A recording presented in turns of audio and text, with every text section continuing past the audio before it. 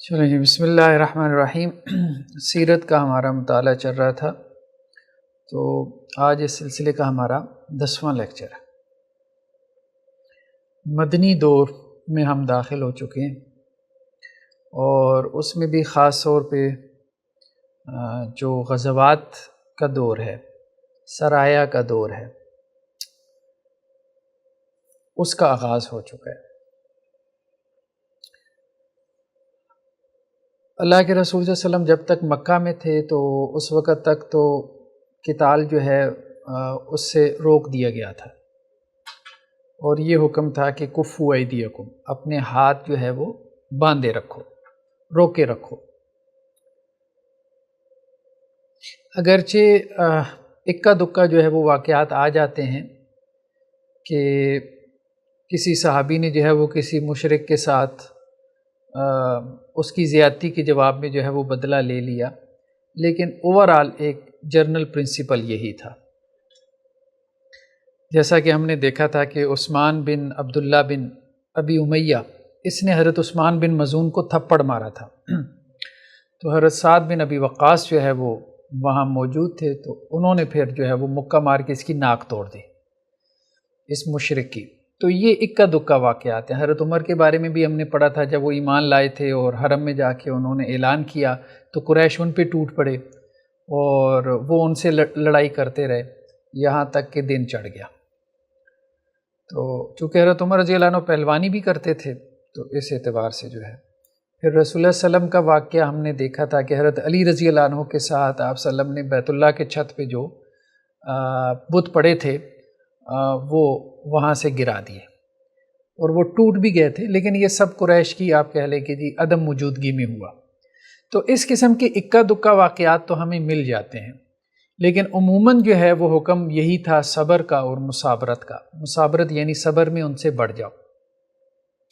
جیسے ہم دیکھتے ہیں حضرت بلال، حضرت خباب بن الارت، آل یاسر رضی اللہ عنہم اجمعین، حضرت صہیب رومی، یہ سارے وہ مسلمان تھے جن کو بہت زیادہ آزمائشوں میں مبتلا کیا گیا، لیکن خود انہوں نے بھی صبر کیا اور مسلمانوں نے بھی صبر کیا۔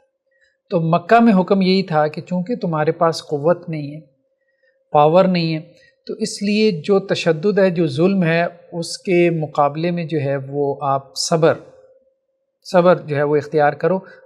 جب تمہارے پاس قوت آ جائے گی، جیسے مدینہ میں آ گئی، تو پھر اب حکم دیا گیا کہ اب تم بدلہ لے سکتے ہو۔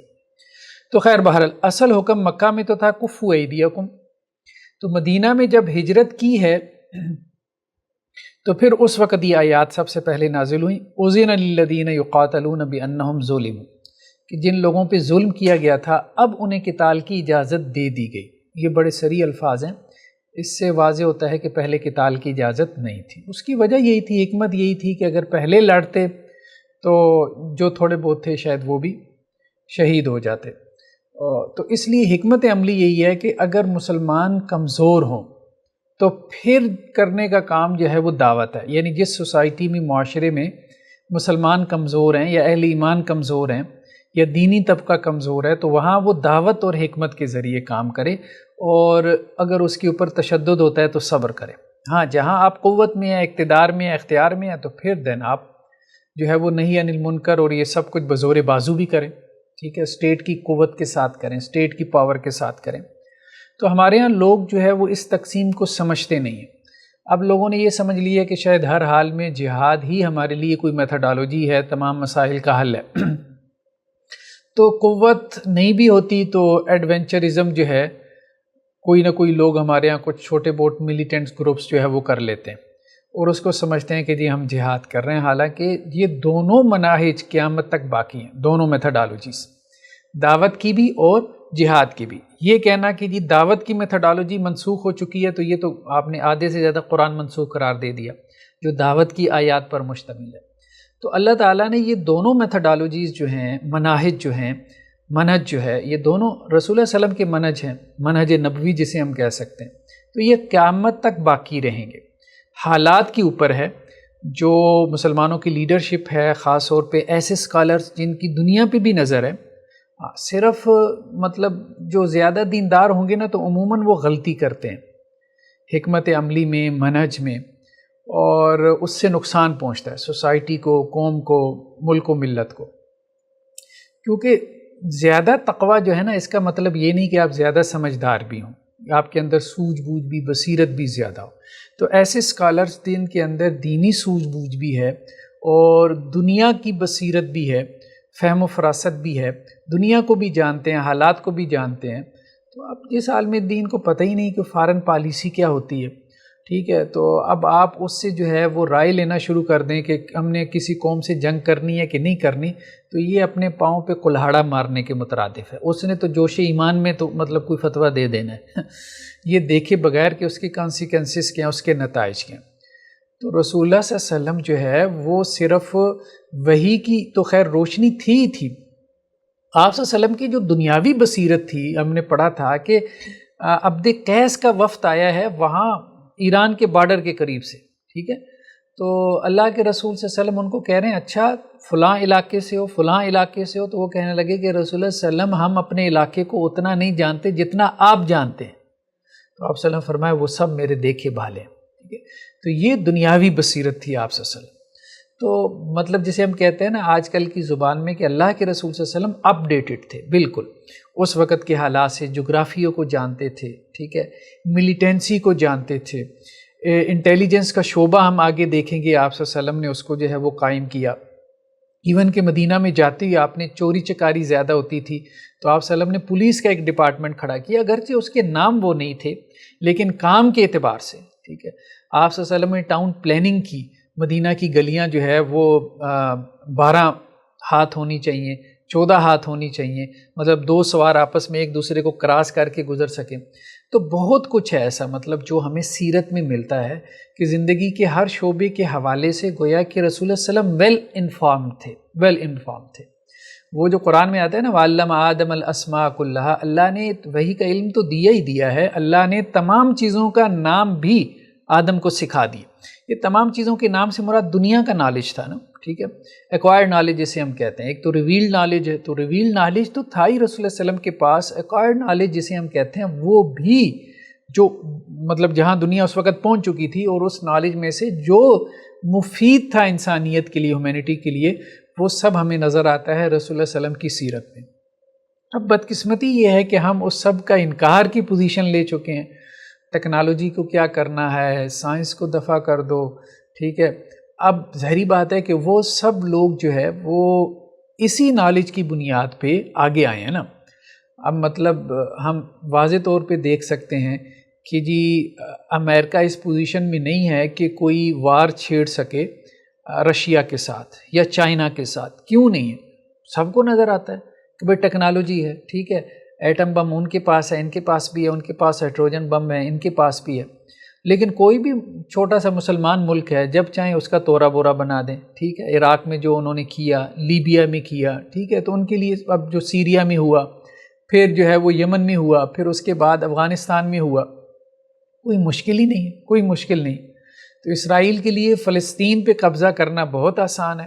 لیکن اگر آپ کہیں کہ جی اسرائیل جو ہے وہ ذرا مطلب دم تو مار کے دیکھے امریکہ کے سامنے، رشیا کے سامنے، چائنا کے سامنے، تو ساری یہودیت سازشیں سب مطلب باہر نکل کے آ جائیں گی. تو کہنے کا مقصد یہ ہے کہ یہ گراؤنڈ ریئلٹیز ہیں، ہم ان کو نگیٹ نہیں کر سکتے. تو ہمیں جو کنٹمپریری سائنسز ہیں جو مفید ہیں، اور خاص طور پہ جو دین کے غلبے کے لیے دنیاوی اعتبار سے جو ضروری ہیں، تو ان سب کا ہمیں علم بھی حاصل کرنا ہے، اور ان سب میں ہم نے ایکسپرٹیز بھی، مہارت بھی حاصل کرنی ہے. یہ بہت ضروری ہے. اس کے بغیر اب آپ کہیں کہ جی صرف دعا ہم کریں، بیت اللہ کے پردے پکڑ کے جو ہے وہ اللہ تعالیٰ ان کے ٹینکوں میں کیڑے ڈال دے، تو شاید ایک آدھ دفعہ ہو بھی جائے کہ ٹینکوں میں کیڑے ڈل جائیں، لیکن ہر دفعہ ایسے نہیں ہوگا. اور نہ ہی آپ کے سارے سولجرز اتنے متقی پرہیزگار ہیں. تو اللہ کے رسول صلی اللہ علیہ وسلم بھی اب دیکھیں کہ بدر میں فرشتے اترے ہیں، نو ڈاؤٹ، لیکن بدر میں اترے ہیں نا، اور تو آپ کو تبوک میں تو نظر نہیں آتے، فتح مکہ میں تو نظر نہیں آتے، صلح حدیبیہ پہ تو نظر نہیں آتے جب دب کے صلح کر رہے ہیں، ٹھیک ہے.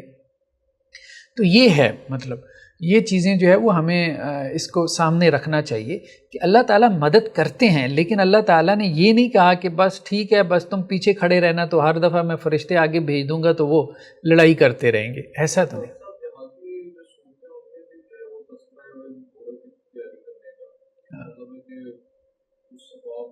ہاں اسباب بالکل، وَأَعِدُّوا لَهُم مَّا اسْتَطَعْتُم مِّن قُوَّۃٍ ہے، یہ قرآن میں ہے نا کہ جتنی قوت تم تیار کر سکتے ہو اتنی.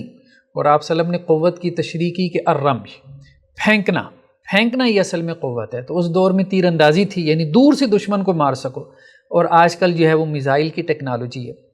تو ایک بات تو یہ ہے کہ یہ ایک غلط فہمی پیدا کر دی گئی کہ بس 4 بندے اٹھیں اور جہاد شروع کر دیں. نہیں، یہ نہیں، یہ غلط ہے. جہاد جو ہے اس وقت تک نہیں ہے جب تک آپ کے پاس قوت نہیں ہے، ٹھیک ہے. اور قوت سے مراد صرف مین پاور نہیں ہے، یہ بھی غلطی ہے. عددی قوت مراد نہیں ہے. مطلب اب آپ کہیں کہ اگلے کے پاس ایٹم بم ہے، آپ کے پاس 1 ارب لوگ ہیں جنہوں نے کلاشن کوفی اٹھائی ہیں تو کیا کریں گے آپ؟ ظاہری بات ہے واضح طور پہ وہی جیتے گا جس کے پاس ایٹم بم ہے، ہائیڈروجن بم ہے. یہ بات تو کلیئر ہے نا. اس بات کو سمجھنے کی ضرورت ہے. وہ دور تھا رسول اللہ علیہ وسلم کا دور، اس میں آپ کہہ سکتے ہیں کہ عددی قوت میٹر کرتی تھی، بہت میٹر کرتی تھی. اس لیے قرآن نے بھی کہا کہ دیکھو اگر تم جو ہے وہ دشمنوں سے نصف ہو تو پھر جو ہے وہ تمہیں لڑائی کرنی چاہیے. تو اس سے مراد یہ ہے کہ اگر ہمارے پاس قوت دشمن کی قوت کے مقابلے میں نصف ہو جائے تو اللہ تعالیٰ کہہ رہے ہیں کہ اب اس نصف قوت پہ بھی اللہ تمہیں غلبہ دے دے گا. ٹھیک ہے. اچھا، جو شروع میں لوگ تھے نا جن کا ایمان قوی تھا، ان کو تو کہا گیا تھا کہ اگر 10واں حصہ بھی ہو، تم 1/10 بھی ہو تو پھر بھی تم لڑ جاؤ. اب مسئلہ یہ ہے اب تو ہم 100واں اور 1000واں حصہ بھی نہیں ہے. یعنی اگر آپ ٹیکنالوجی کے اعتبار سے دیکھیں، ٹھیک ہے، کوئی پاور کا کوئی قوت کا تناسب ہی نہیں ہے. تو کم از کم وہ تناسب تو پیدا کریں نا، نصف نہ صحیح 10واں حصہ ہم تناسب تو پیدا کریں، تو پھر ہمارا جو جوش ایمانی ہے وہ 9 حصوں میں کفایت کر جائے گا. یعنی 9 حصے اگر وہ ہم سے زیادہ طاقتور بھی ہوں گے تو اس میں. لیکن بندہ کہے کہ جی وہ بس ہم 100واں اور 1000واں حصہ بھی نہ ہوں، تو وہ جو بنی اسرائیل والا معاملہ تھا، فَذَهَبْ أَنْتَ وَرَبُّكَ فَقَاتِلَا، آپ اور آپ کے رب جائیں اور لڑائی کریں اور جیت جائیں، یہ ٹھیک نہیں ہے. یا کلاشن کوف سے ہم F-16 کا مقابلہ کرنا شروع کر دیں، وہ ہمارا جذبہ ایمانی ہے. لیکن بہرحال اس قسم کے ایڈونچرزم سے نقصان زیادہ ہوا ہے، نقصان زیادہ ہوا ہے. بغیر تیاری کے جو ہم نے جہاد کیا ہے، یعنی دعوت کے آپ کہہ لیں کہ جی جگہوں پہ، دعوت کے مقامات میں، دعوت کے ماحول میں، دعوت کے دور میں جہاد شروع جو ہم نے کر دیا ہے، اس سے ہم نے نقصان اٹھایا. جہاد منسوخ نہیں ہے، یہ ایک دوسری انتہا تھی کہ لوگوں نے جہاد منسوخ قرار دے دیا.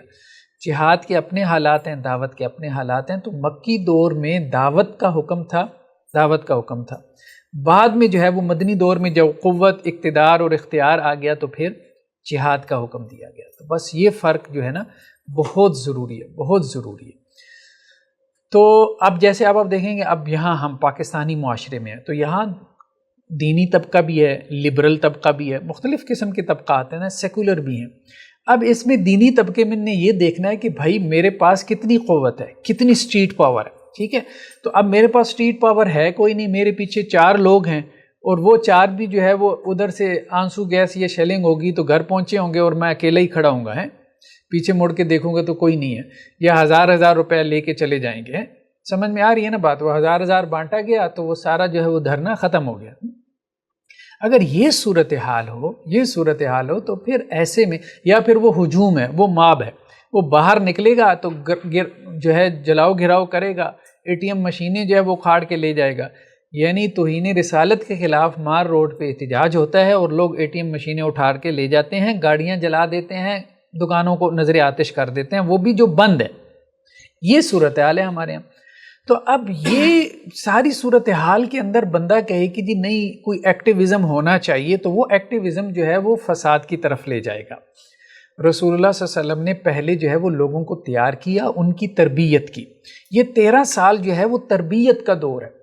تو جس طرح سے ایک ویل آرگنائزڈ آرمی ہوتی ہے، آرمی میں آپ مطلب کاکول میں جاتے ہیں نا وہ لوگ 2 سال ایک تربیت، تو اسی طرح سے اسی قسم کا ڈسپلن جب ایک جماعت ہو، ہجوم نہیں، ہجوم کبھی تبدیلی نہیں لے کے آتا، ہجوم جو ہے وہ فساد برپا کرتا ہے، سیدھی سی بات ہے. تو اس میں ہم مثالیں لے سکتے ہیں، پولیٹیکل پارٹیز، یہ ہجوم ہے، سیدھی سی بات ہے، یہ ہجوم ہے.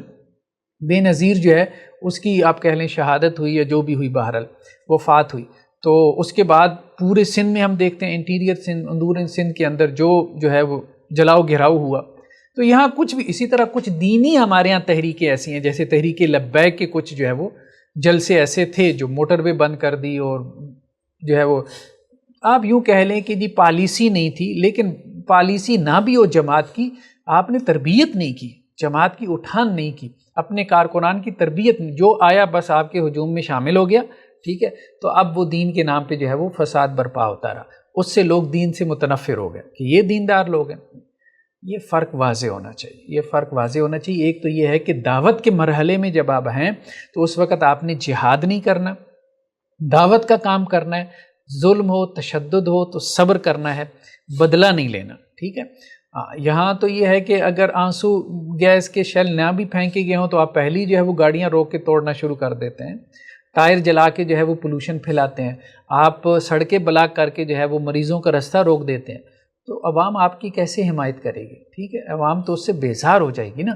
تو یہ بالکل بھی منہج جو ہے وہ نبوی منہج نہیں ہے، نبوی منہج نہیں. ہاں باہر نکلنا چاہیے، ایکٹیویزم ہونا چاہیے. ٹھیک ہے، دین کی غلبی کے لیے جد و جہد اور ایفرٹ کرنی چاہیے. ہاتھ پہ ہاتھ دھرے رکھ کے انسان نہ بیٹھا رہے، برائی کو جب دیکھے تو اس کو دل میں برا سمجھنا، ہاتھ سے روکنا، اس کو زبان سے برا کہنا، یہ سب ہے، لیکن یہ سب حکمت کے ساتھ ہے نا. یہ سیرت کا مطالعہ اسی لیے کہ ہم یہ سمجھیں کہ رسول اللہ صلی اللہ علیہ وسلم نے کیسے کیا.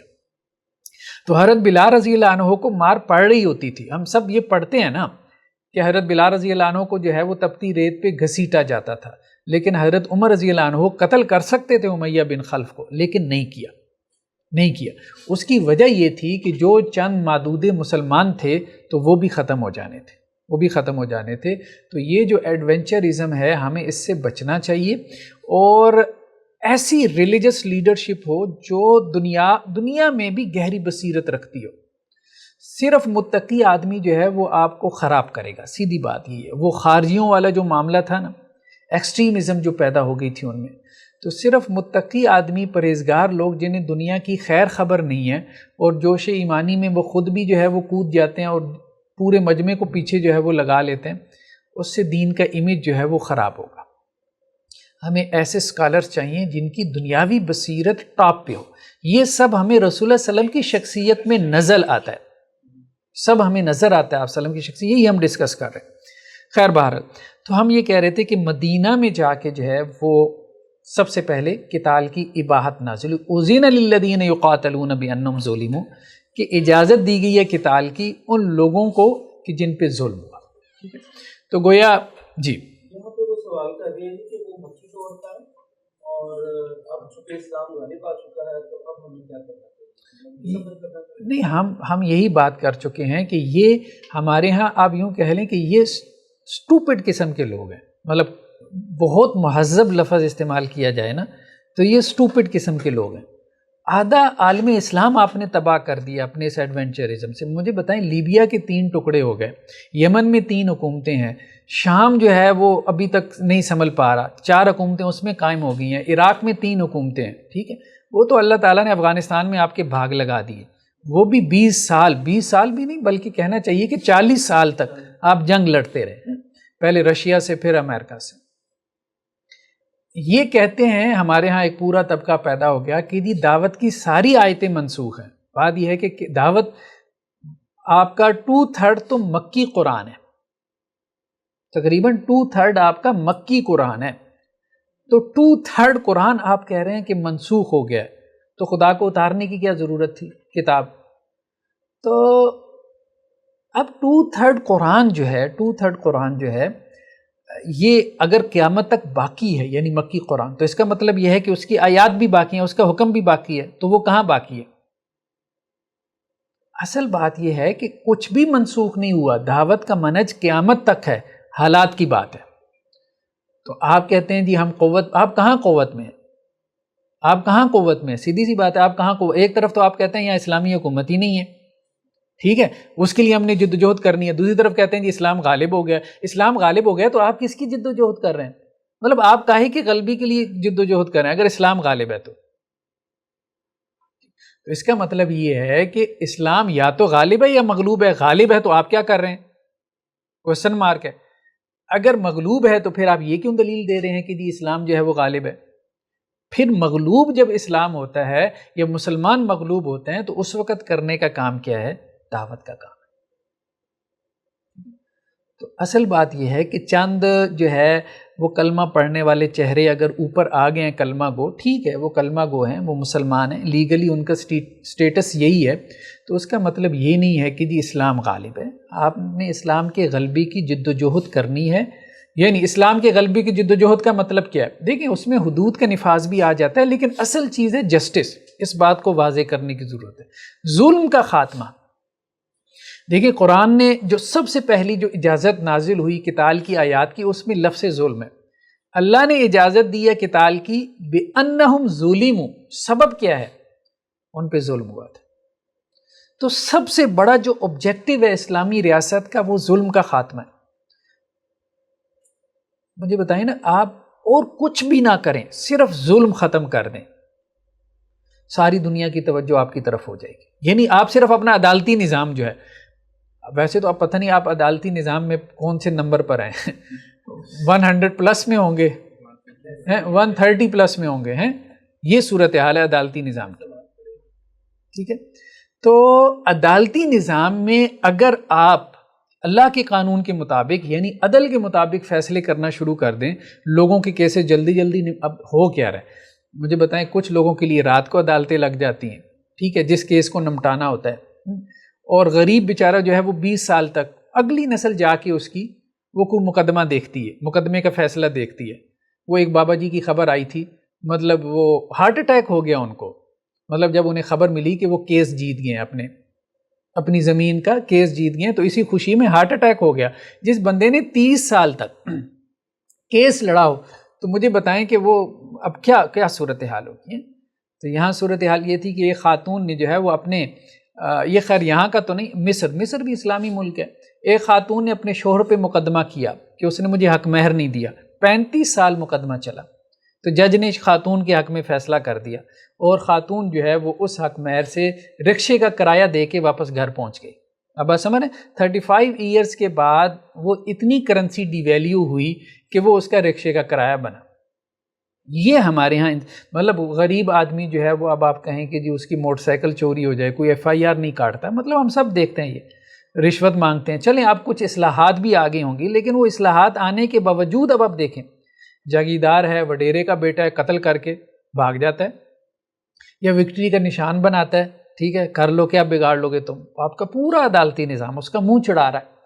تو یہ ظلم کا خاتمہ، یہ بیسیکلی جو ہے وہ مقصود ہے اسلامی ریاست کا، اور عدل کا جو ہے وہ بول بالا ہو۔ تو اس کے بعد آپ دیکھیں گے کہ دنیا ٹوٹے گی، آپ کے نظام کے اوپر دنیا ٹوٹے گی، پھر آپ کو تبلیغ کرنے کی ضرورت نہیں پڑے گی۔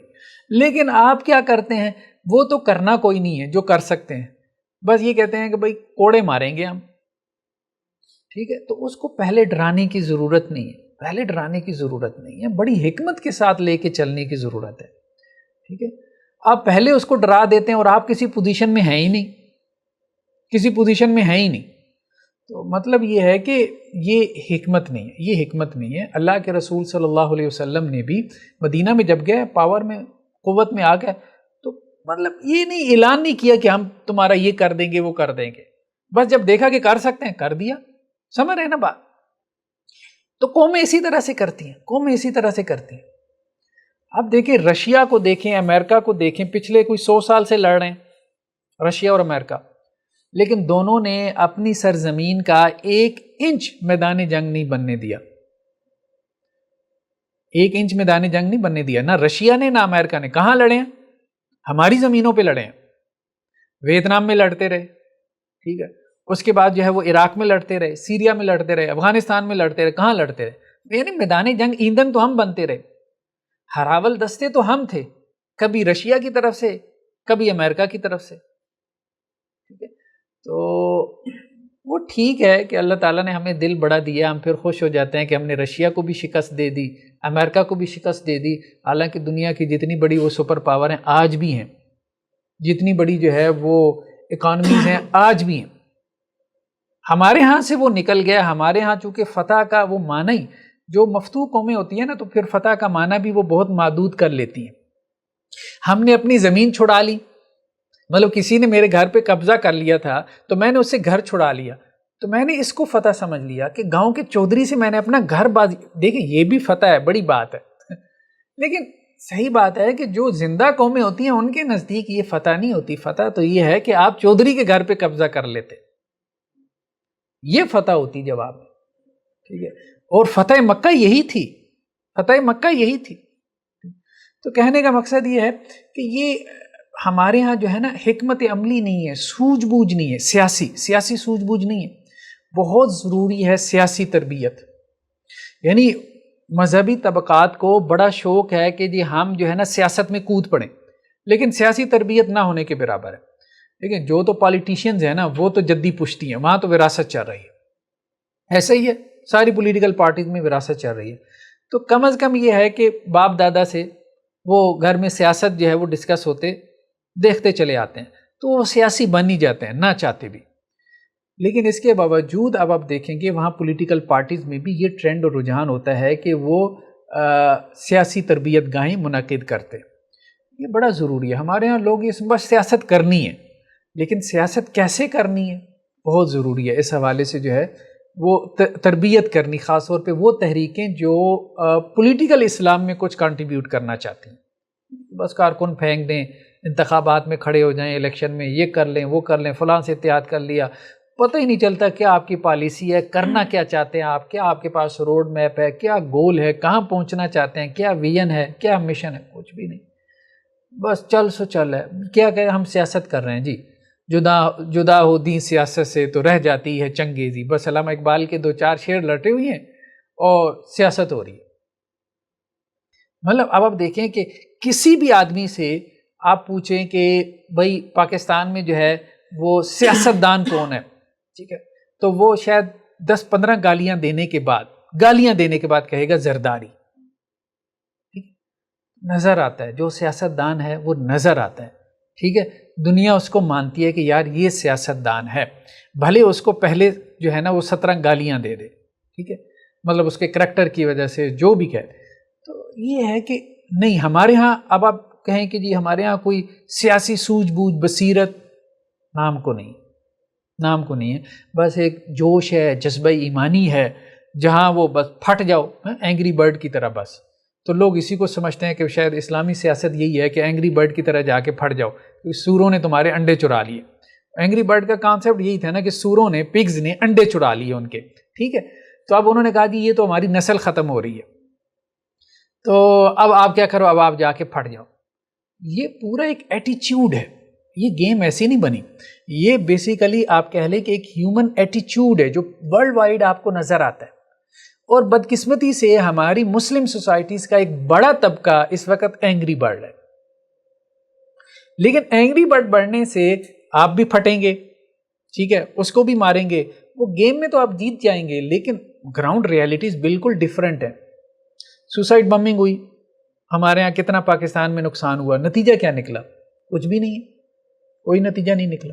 ٹھیک ہے, ایون کہ پہلے لوگ جو ہے وہ درس قرآن میں اپنے بچوں کو بھیج دیتے تھے, اب ڈرنا شروع ہو گیا کہ یار ٹیررسٹ نہ ہو, پتہ نہیں کیا ہو.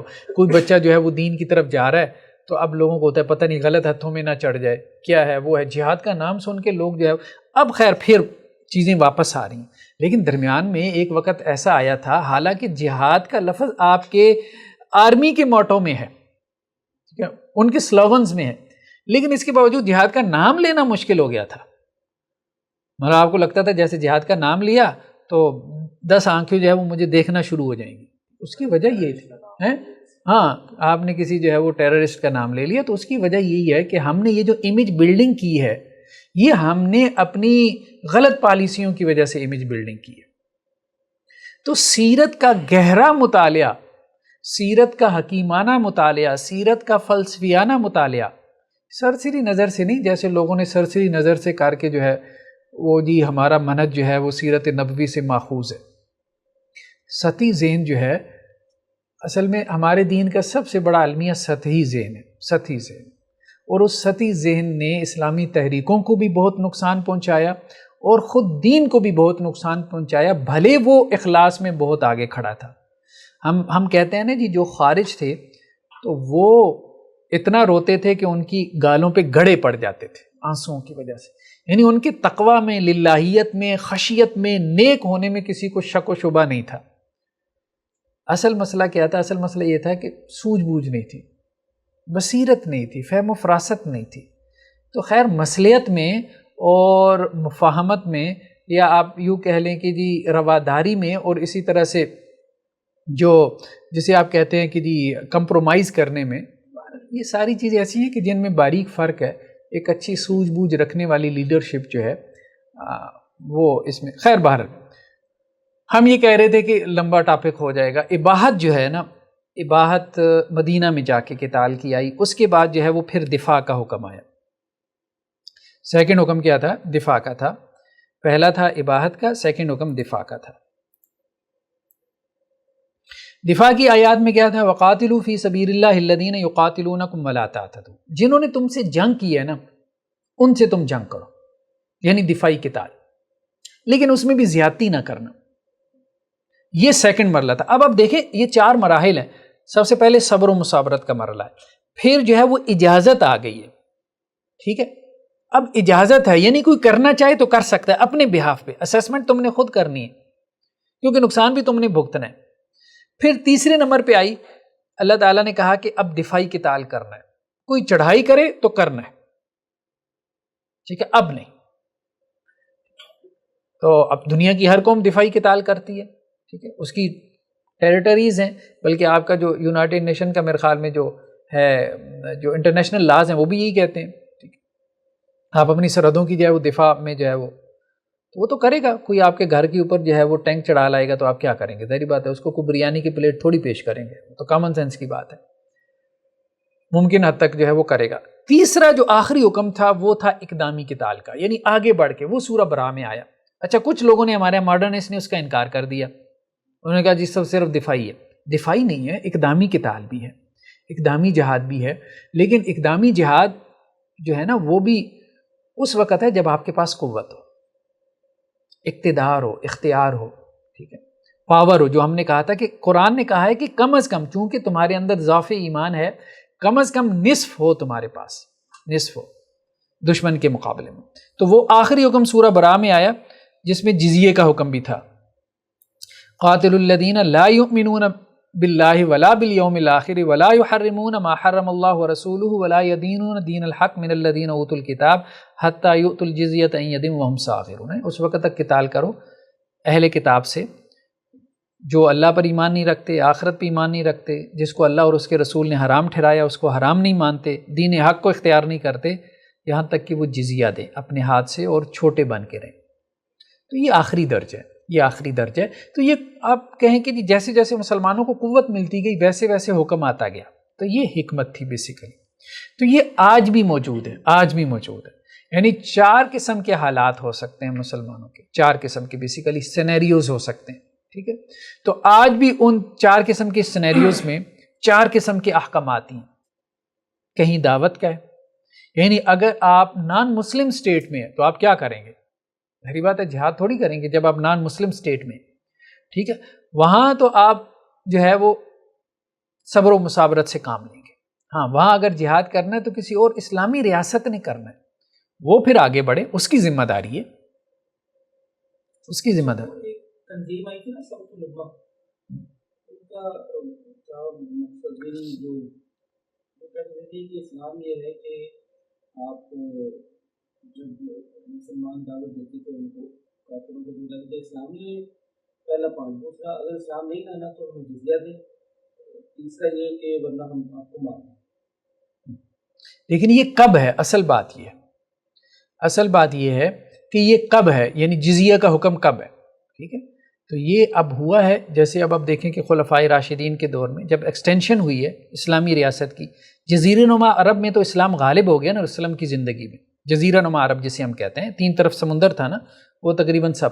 پھر جب ایکسٹینشن ہوئی ہے، اوپر شام کی طرف نکلے ہیں، نیچے یمن کی طرف نکلے ہیں، فتوحات ہوئی ہیں رومن امپائر کو، پھر پرشیا کو انہوں نے فتح کیا، ادھر حبشہ کی طرف بھی آ گئے، افریقہ کی طرف آگے بڑھ گئے، تو پھر جو ہے وہ یہی کہتے تھے کہ بھائی جزیہ دو، تو یا پھر جو ہے وہ قتال کے لیے تیار ہو جاؤ، ٹھیک ہے؟ پھر کہتے تھے بات یہ ہے کہ ابھی آپ کے پاس قوت اور اقتدار اور اختیار نہیں، یعنی جب آپ کے پاس امریکہ والی قوت آ جائے گی، چلے امریکہ والی نہ صحیح رشیا والی آ جائے چائنا والی آ جائے تو مجھے بتائیں کہ پھر کون رکے گا؟ اب امریکہ کو کسی کو سمجھانا پڑتا ہے کہ یار رک جاؤ، کوئی جہاد ویاد نہیں ہے امریکی مذہب میں. جب قوت آ جاتی ہے نا تو اس وقت یہ آیتیں نہیں بھی ہوں گی تو قوت اپنے آپ کو ایکسٹینڈ کرتی ہے. اس بات کو سمجھنے کی ضرورت ہے. چائنا کیوں پھیلاؤ کر رہا ہے اپنا؟ رشیا نے کیوں اپنا جو ہے وہ ریاستیں جو ہے وہ اپنے اندر سمیٹ لی؟ کوئی جہاد کا حکم تھا؟ اصل بات یہ لوگ اس کو سمجھتے نہیں ہیں. او بھائی آپ کے پاس قوت آ جائے گی، کسی مولوی کو یہ آیتیں پڑھنے کی ضرورت ہی نہیں پڑے گی. ٹھیک ہے، غالب قومیں جو ہے جو مطلب علاقے کا چودھری ہوتا ہے، ٹھیک ہے، تو کسی کو سمجھانا پڑتا ہے اس کو کہ بھائی اپنے پاؤں نہ پھیلاؤ. کہنے کا مقصد یہ ہے کہ اس بات کو سمجھنے کی ضرورت ہے. ہم اصل چیز کو فوکس نہیں کر رہے. تو وہ جو کہہ رہے ہیں نا کہ جی آج ہمیں جو ہے وہ یہ کرنا پڑ رہا ہے، وہ کرنا پڑ رہا ہے، تو وہ اس لیے آپ کو یہ کرنا پڑ رہا ہے، وہ کرنا. آپ کے پاس قوت ہے کوئی نہیں. کمزور آدمی جو ہے، پھر کمزور آدمی ظاہری بات ہے کہ اب آپ اس کو کہہ رہے ہیں بھائی چودھری سے لڑ جاؤ، ٹھیک ہے، گاؤں کے چودھری سے آپ لڑ جاؤ، تو کمزور آدمی کو تو آپ کو موٹیویٹ کرنا پڑے گا نا. لیکن دوسرے چودھری کو آپ کو موٹیویٹ کرنے کی ضرورت نہیں ہے. ٹھیک ہے، تو وہ تو لڑ جائے گا. آپ کے یہاں گاؤں دیہات میں دیکھیں، وہاں ہی قتل و غارت ہوتی ہے نا. یہ جو گینگز بن جاتے ہیں، گینگ وار چلتی ہے جہاں وہ پلے کے ہوتے ہیں خاندان، ٹھیک ہے، پھر وہ مافیاز بن جاتے ہیں، بعد میں پھر صلح ہوتی رہتی ہے. یہاں پلے کے نہیں ہوتے تو ایک بندہ مار کھاتا رہتا ہے. یہ صورتحال ہے کہ اصل میں پلے کے بننے کی کوشش کریں، ان کے پلے کی بننے کی کوشش کریں. جب آپ ان کے پلے کے بن جائیں گے نا، ٹیکنالوجی میں، اکانومی میں، پھر آپ کو ضرورت ہی نہیں ہے کہ آپ مطلب جہاد کی آیات کا درس لیں. یہ آپ کے اندر جو ایمان کی رمق ہے نا، یہ خود ہی جو ہے وہ ایکسٹینشن کروا دے گی، خود ہی ایکسٹینشن، اسلامی ریاست کی ایکسٹینشن کروا دے گی ہر بار. تو ہم یہ کہہ رہے تھے کہ پہلے اباحت ہے، پھر اس کے بعد دفاعی جو ہے وہ جہاد کا حکم آیا، پھر اس کے بعد اقدامی جو ہے وہ جہاد کا حکم آیا. لیکن یہ سب اپنے حالات کے ساتھ ہے.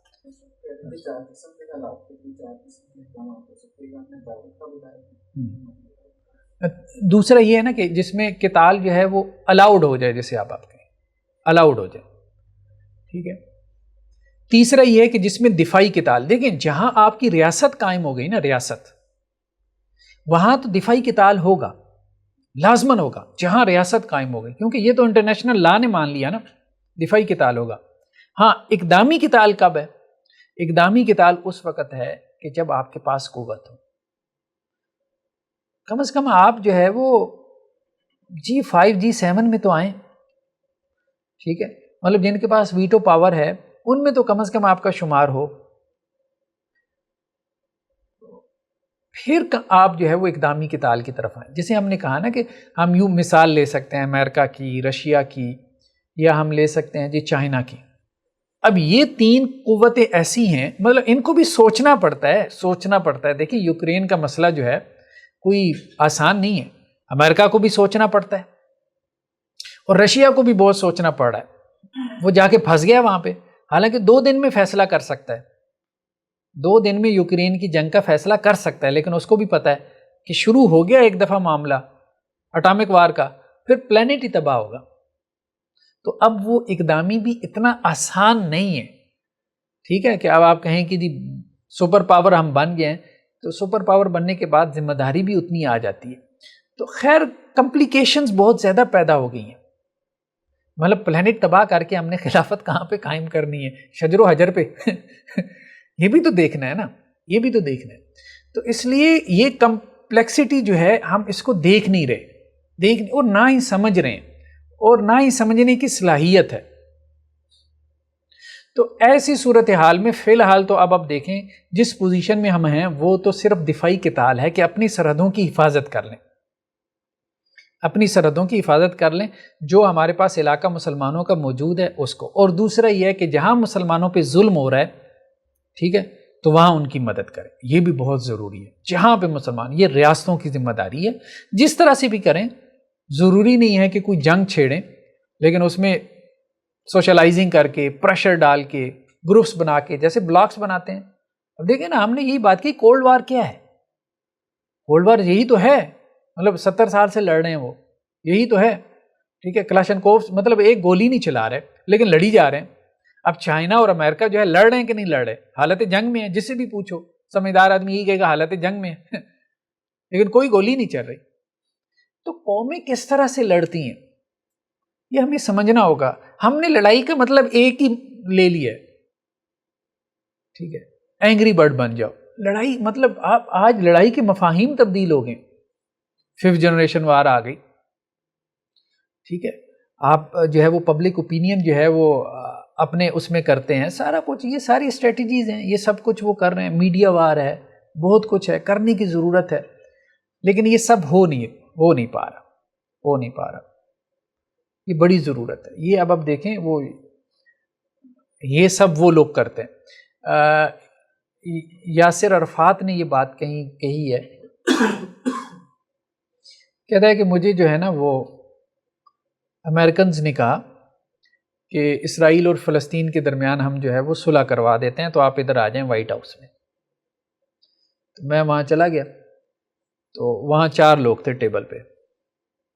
ایک امریکن گورنمنٹ کا نمائندہ، ایک یونائٹڈ نیشن کا نمائندہ، اور ایک فلسطین کی طرف سے میں تھا، اور ایک اسرائیل کا نمائندہ. بات سمجھ میں آ رہی تھی کہ امریکہ ثالثی کروا رہا ہے، یونائٹڈ نیشن کا بھی نمائندہ ہونا چاہیے، فلسطین اور اسرائیل میں ہو رہی ہے دونوں کا نمائندہ. کہتا ابھی تھوڑی دیر گزری تھی تو وہ جو اسرائیل کا نمائندہ تھا تو کہنے لگا کہ جی اس کی ایک کال آئی، کہنے لگا مجھے ایمرجنسی ہے، مطلب مجھے ابھی خبر ملی ہے کہ میری مدر کی ڈیتھ ہو گئی ہے، تو مجھے تھوڑی سی آپ اجازت دیں تو میں دعا کر لوں. یاسر عرفات کہتا ہے میں نے کہا ٹھیک ہے یار، اب اچانک اس کی والدہ کا ہو گیا. تو اس نے سر سے وہ چھوٹی سی نا یہودی کیپ جو ہوتی ہے، ٹوپی سر پہ پہنتے ہیں وہ، تو وہ اس نے نکالی اور سائڈ پہ ہو گیا، دیوار کی طرف منہ کر کے وہ شروع ہو گیا. کہتا یہ تو مطلب ٹھیک تھا، مطلب سمجھ میں آنے والی بات تھی. کہتا اس کے بعد وہ جو تھا نا امریکن جو ریپریزنٹیٹیو تھا، تو اس نے کہا کہ مجھے بھی تھوڑی دیر کے لیے اجازت دے دیں. تو اس نے بھی ٹوپی نکالی، وہ بھی جا کے اس کے ساتھ کھڑا ہو گیا. پھر جو یونائٹڈ نیشن کا نمائندہ تھا اس نے بھی کہا کہ آپ مجھے بھی اجازت دے دیں، ہم دو کیا بات کریں گے. اس نے بھی ٹوپی نکالی، وہ بھی جا کے کھڑا ہو گیا. تو وہ پھر کہنے لگا کہ دیکھیں امریکن جو ہے ان کی طرف سے نمائندہ ثالثی کے لیے وہ یہودی، یونائٹڈ نیشن کا نمائندہ یہودی، ٹھیک ہے، اسرائیل کا نمائندہ یہودی، تو ہم مطلب کیا ان کے ساتھ مصالحت کریں گے. لیکن یہ ہے کہ یہ یہودیوں کو صرف گالیاں دینے سے نہیں کام ہوگا، یہ ان کی کامیابی ہے، اس کو سمجھیں ہم، یہ ان کی سکسیس ہے. اسرائیل کیا ہے؟ ڈاکٹر اسرار صاحب کہتے تھے کہ سارے عرب پیشاب کرے تو ڈوب جائے، یعنی چاروں طرف سے عربوں نے گھیرا ہوا ہے نا. اسرائیل کیا ہے؟ کچھ بھی نہیں ہے، ایک شہر ہے، ٹھیک ہے، صرف یہ پیشاب کرتے ہیں تو وہ ڈوب جائے. لیکن صورتحال کیا ہے؟ جو عرب اسرائیل جنگ ہوئی ہے آپ دیکھیں جس طرح سے اس نے مارا ہے ان کو، اور جس طرح سے اس کی، ٹھیک ہے یہودی سازش، بھائی سازشیں آپ بھی کر لو، آپ کو کس نے روکا ہے آپ بھی کر لو، آپ کے دین نے منع کیا ہے. مطلب یہ حدیثیں صرف سنانے کے لیے الحرب خدا، ٹھیک ہے، کہ جنگ تو ہے وہ تو ہے ہی دھوکے کا نام، یہ صرف حدیثیں سنانے کے لیے. او بھائی دھوکا کرنا بھی تو سیکھو نا، کرو یہ.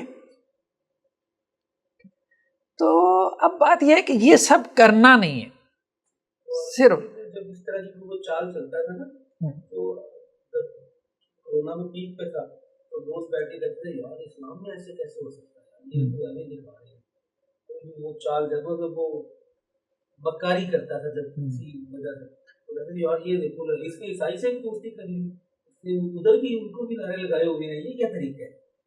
تو چال بہت ضروری ہے، چال بہت ضروری ہے، تدبیر بہت ضروری ہے. جب آپ کمزور ہوں گے نا تو اب آپ نے اپنی قوم کو اوپر لے کے آنا ہے. دیکھیں ہم اس میں متفق ہیں، اس میں ہم متفق ہیں کہ ہم نے اپنی قوم کو، اپنے دین کو، اپنے مذہب کو، اپنی ملت کو اوپر لے کے آنا ہے.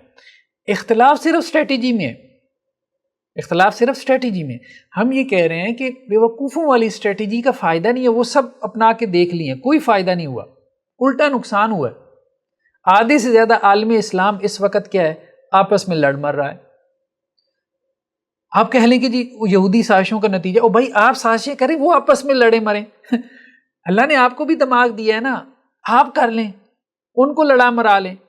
بات یہ ہے کہ وہ لڑ مر نہیں رہے، آپس میں آپ لڑی مری جا رہے ہیں، تو ان کی کامیابی ہے بھائی، پھر آپ کو آپس میں لڑا رہے ہیں، اور اسی کا نام جو ہے وہ اس وقت جہاد.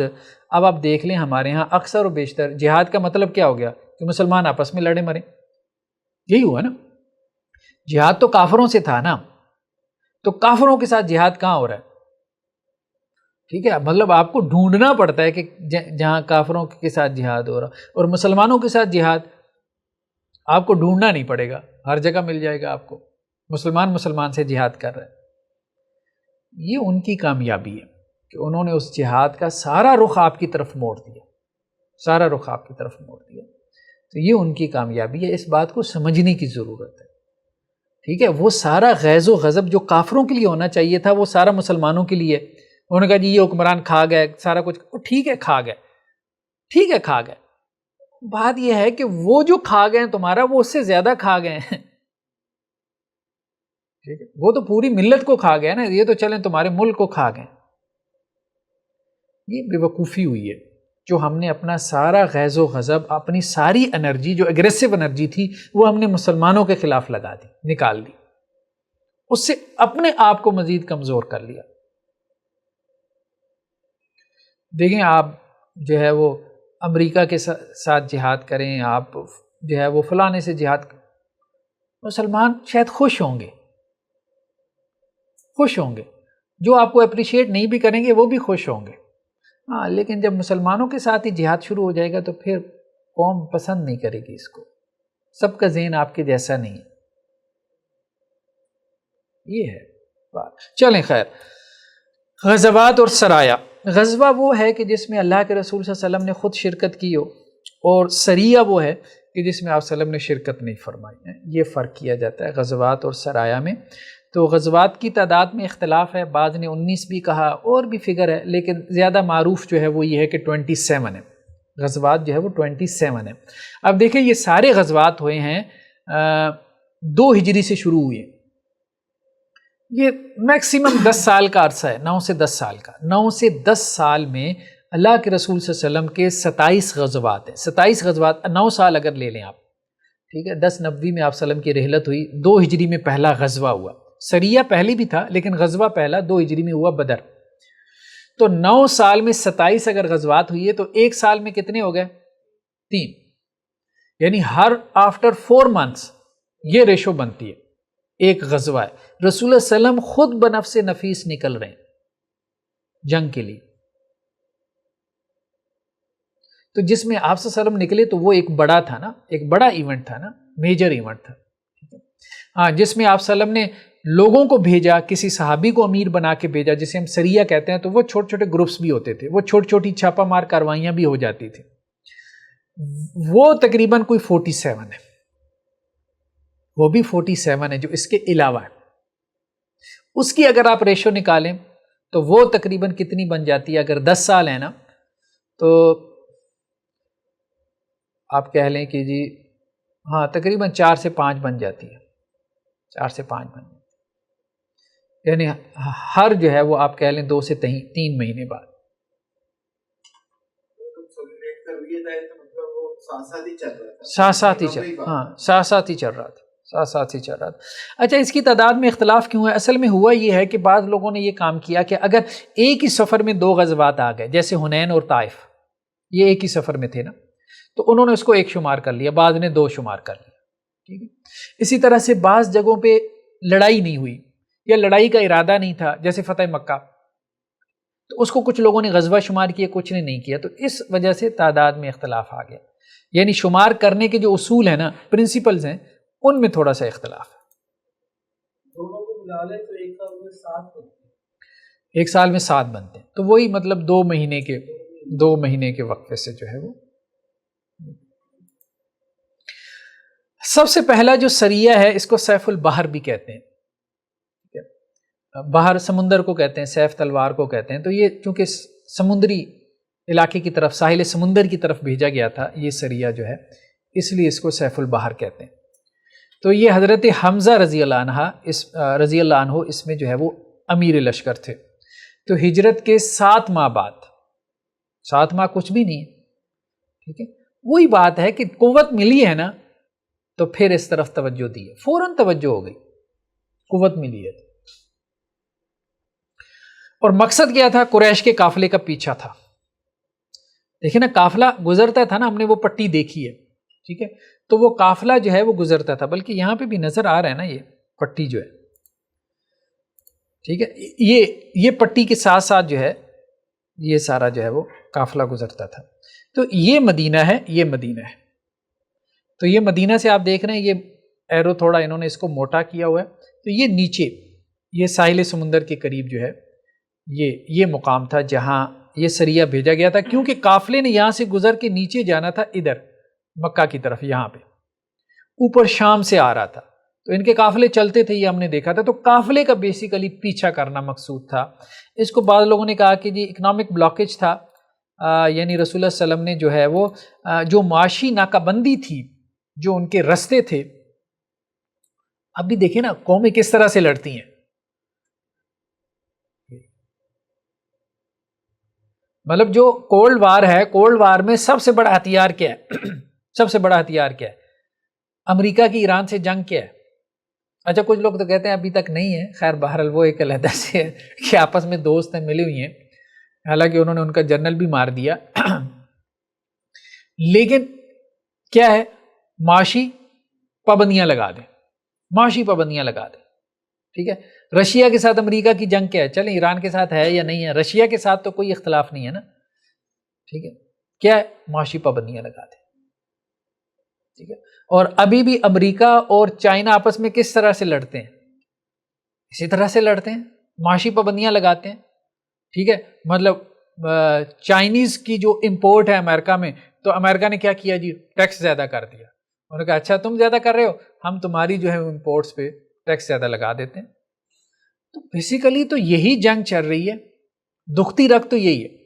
تو سیرت میں یہی تو ہمیں ملتا ہے، مطلب اب آپ دیکھ لیں کہ رسول اللہ صلی اللہ علیہ وسلم آج سے 1400 سال پہلے کس طرح سے جنگ لڑ رہے ہیں، اور آج کی سپر پاور اس طرح سے جنگ لڑ رہی ہیں۔ سستا پروڈکٹ اپنے کنٹری میں بنایا اور پوری دنیا میں ایکسپورٹ کرتا ہے کہ امریکہ سے لوگ امریکہ سے افورڈ ہی نہیں کر سکتے، چیز ہی سستی استعمال ہے، اور کیا سے جنگ لڑے گی کہ نہ بناؤ ایسے ہی۔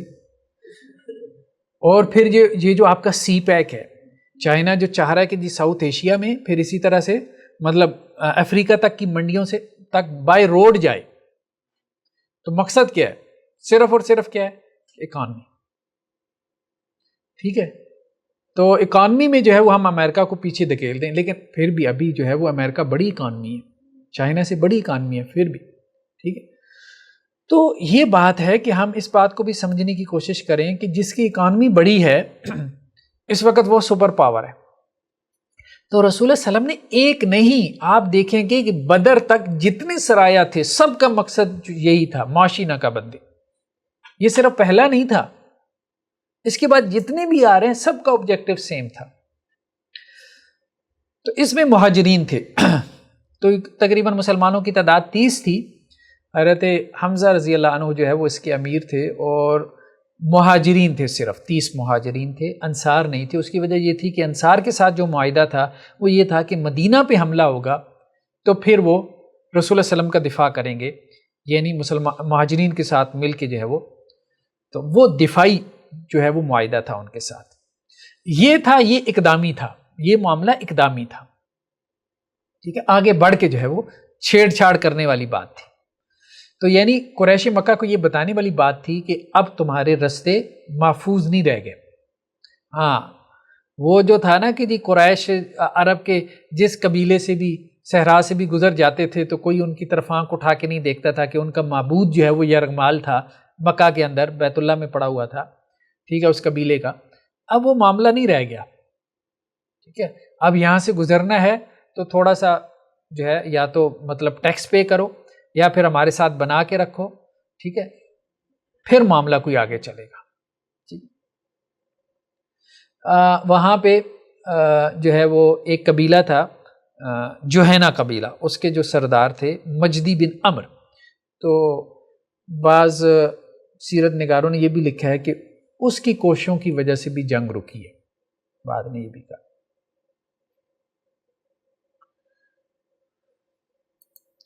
دوسرا جو سریہ تھا عبید بن حارث، یہ ہجرت کے 8 ماہ بعد، وہ 7 ماہ بعد تھا تو یہ 8 ماہ بعد، یعنی 1 مہینہ بعد۔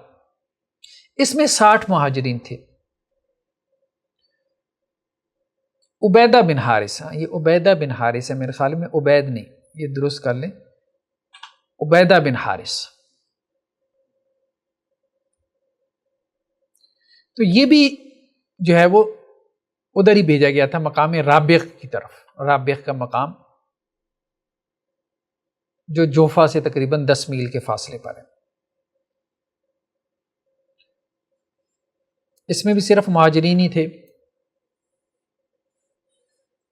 اس کا مقصد بھی قریش کے قافلے کا پیچھا تھا۔ تو ابو سفیان جو ہے وہ قافلہ لے کے آ رہے تھے، 200 لوگ تھے اس میں۔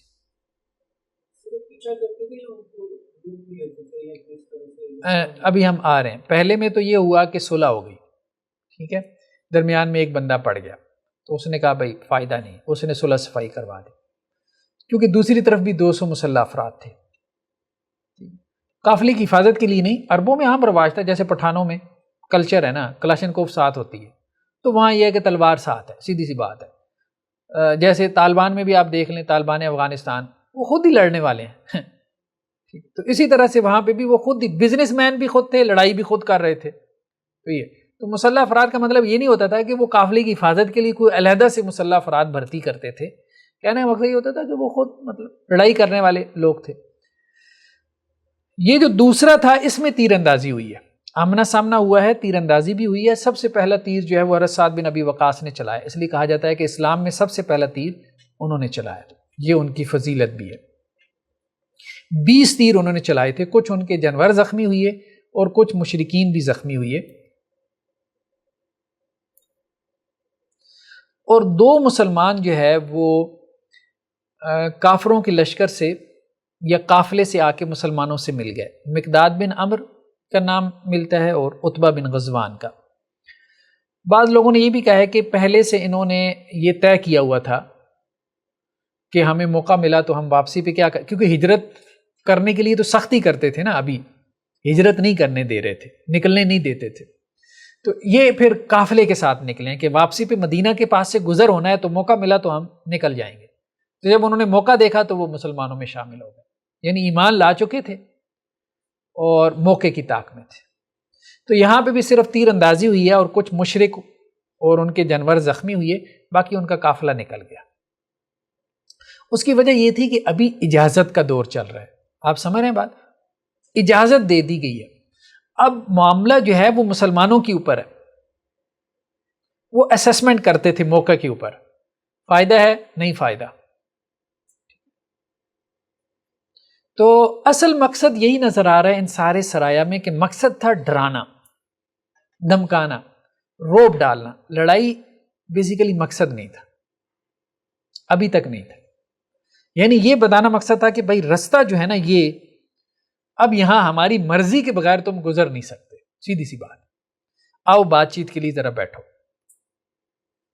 ٹیکس پے کرو یہاں سے گزرنے کے لیے، یا پھر جو ہے نا ہماری کچھ شرائط کے اوپر آ جاؤ۔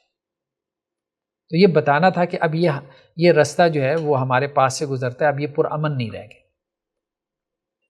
اصل آبجیکٹ وہی جو ہم نے کہا، معاشی ناکہ بندی، کیونکہ ظاہری بات ہے کہ وہ مال و دولت سے تو وہ ہتھیار بنا رہے تھے، ٹھیک ہے۔ تیسرا جو سریہ ہے، اس کو سریہ الخرار کہتے ہیں، سریہ الخرار۔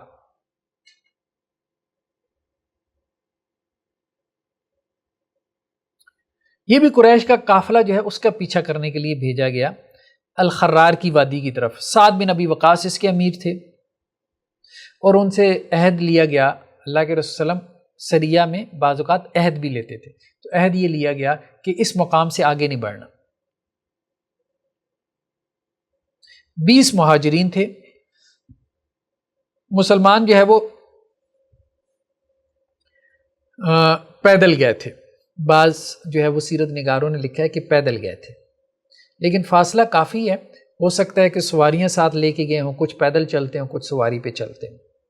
تو 5ویں صبح جو ہے وہ اس مقام پہ پہنچے، لیکن قریش کا قافلہ نکل چکا تھا۔ یہ مقام جو ہے نا، میں ابھی یہ شاید زیادہ واضح نہ ہو، یہاں مدینہ ہے نا، تو یہ مدینہ سے یہ جو ہے یہ نیچے آ کے یہ خرار، یہ خرار کی وادی ہے، یہاں پہ جو ہے وہ قریش کا قافلہ پیچھا کر، اور یہ نیچے جو ہے وہ مکہ ہے، یعنی آپ یوں سمجھ لیں کہ تقریباً نصف فاصلہ ہے مکہ اور مدینہ کے درمیان، وہ انہوں نے طے کیا۔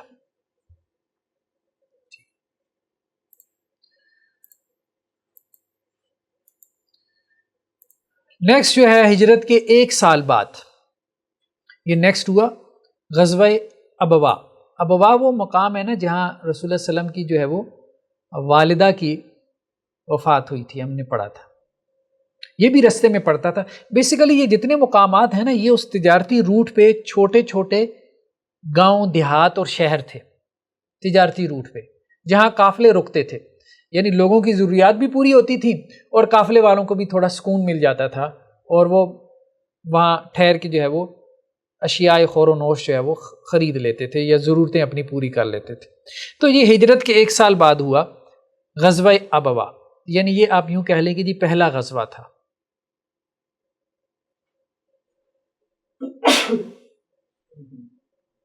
مہاجرین کی تعداد اس میں 60 تھی۔ حضرت حمزہ کے پاس جھنڈا تھا، یعنی لشکر کے امیر تو ظاہری بات ہے اللہ کے وسلم تھے، لیکن جھنڈا ان کے پاس تھا، اور عموماً جو ہے مسلمانوں کا جھنڈا سفید رنگ کا ہوتا تھا۔ مدینہ کا امیر سعد بن عبادہ کو بنایا گیا تھا، جو کہ انصار کے آپ کہہ لیں کہ جی سرداروں میں سے تھے۔ نہیں مدینہ کا امیر، یعنی آپ سلم تو غزوہ میں تھے نا، یہ غزوہ ہے نا، تو غزوہ وہ ہے کہ جس میں اللہ کے رسول صلی اللہ علیہ وسلم بھی شریک ہوئی ہوں، تو یہ پہلا غزوہ ہے، غزوہ ابوا، یہ پہلا غزوہ ہے جس میں آپ سلم بنفس نفیس شریک ہوئی ہے نا۔ یہ ہجرت کے 1 سال بعد ہوا، ابھی تک سرایا چل رہے تھے نا۔ اب آپ سلم مدینہ میں نہیں ہے تو پیچھے امیر جو ہے وہ سعد بن عبادہ کو بنایا گیا مدینہ کا، جو انصار کے آپ کہہ لیں کہ جی سردار تھے۔ تو یہ بھی قریش کے قافلے، اس کا بھی مقصد قریش کے قافلے کا پیچھا تھا۔ تو ابوا کے مقام پہ پہنچے جب آپ صلی اللہ علیہ وسلم، تو قافلہ جو ہے وہ نکل چکا تھا۔ یہاں پھر آپ صلی اللہ علیہ وسلم نے کیا کیا کہ یہاں قریبی علاقہ بنو زمرہ کا تھا، تو اس کا جو امیر تھا مخشی بن عمرو دمری، تو مخشی بن عمرو دمری سے اللہ کے رسول نے پھر معاہدہ کیا۔ تو آپ صلی اللہ علیہ وسلم کا یہ معمول تھا کہ جب آپ جاتے تھے کسی جنگ کے لیے تو وہاں اگر جنگ نہیں ہوتی تھی تو ارد گرد کے قبائل کے سرداروں سے معاہدہ کر کے آ جاتے تھے۔ دیکھیں نا یہ بھی ایک اسٹریٹجی ہے، معاہدے کرنا، یعنی لوگوں کو نیوٹرل کرنا۔ آپ ساری دنیا سے تو جنگ نہیں چھیڑ سکتے نا، بہت سارے لوگوں کو آپ کو نیوٹرل کرنا پڑے گا، وہ آپ کے بھی دشمن نہیں ہیں ان کے بھی نہیں ہیں۔ جیسے بلاکس ہمارے اس لیے جو ہے وہ بنائے جاتے ہیں نا، سپر پاورز کیا کرتے ہیں، یہ رشین بلاک ہے، ٹھیک ہے، رشیا نے اپنا بلاک بنایا ہوا ہے، اور اسی طرح امریکہ نے اپنا بلاک بنایا، چائنا اپنا بلاک بنا رہا ہے۔ اسلامی بلاک تو صرف جو ہے وہ ہمارے ہاں اس کی کانفرنس ایک ہو جاتی ہے OIC کی۔ تو یہ جو ہے یہ یہاں پر آپ دیکھیں، اگر یہاں مدینہ ہے تو یہ مدینہ سے یہ جو پرپل ایرو آ رہا ہے نا، تو یہ یہاں پہ مقام ابوا، تو یہاں تک اللہ کے رسول صلی اللہ علیہ وسلم آئے اور یہاں بعض قبائل سے معاہدہ کر کے پھر واپس ہو گئے۔ تو مقصود وہی تھا، قریش کے قافلے کا پیچھا کرنا مقصود تھا۔ ہاں چائے، ہاں ایسا کریں پھر، یہ کپ کہاں پر پڑے ہیں؟ میرے خیال میں نیچے پڑے ہوں گے۔ نہیں بڑا ذہن تھا مولانا آزاد، بہت بڑا دماغ تھا۔ آپ صرف ان کا چائے کے اوپر جو ہے نا وہ مقالہ پڑھ لیں غبار خاطر ان کی کتاب ہے، اس میں چائے پہ ایک مقالہ ہے، کمال ہے۔ اس کے بعد آپ چائے پینے کا جو مزہ آئے گا نا آپ کو ہم جب ان کو دیکھتے ہیں تو انہوں نے وہ گاندھی، اندرا گاندھی کے اس کو مطلب مہاتما گاندھی تھا نا، مطلب گاندھی کی فیملی کے ساتھ ہی انہوں نے پھر وہ گھر کے اندر مطلب اس طرح کا وہ گاندھی کے ساتھ بہت قریبی ریلیشن تھے مولانا آزاد کے، اور یہ میرے خیال سے اہل حدیث ان کو اون کرتے ہیں، اہل حدیث فکر کے تھے نا مولانا آزاد، اہل حدیث فکر کے تھے۔ دیوبند نے بھی ان کو اون کیا، مولانا محمود الحسن دیوبندی علیہ الرحمہ بھی کافی ان سے انسپائرڈ تھے. یہاں اس وجہ سے اتنے معروف نہیں ہے کہ پاکستان بنانے کے مخالف اپنی سیاسی فکر کی وجہ سے وہ غیر معروف ہو گئے، کیونکہ وہ کانگریس کے حامی تھے نا، کانگریس کی سوچ کے تھے، لیکن شخصیت بہت بڑی تھی. یہ اس کا وہ ہے نا، یہ جو کیا نام ہے اپنا،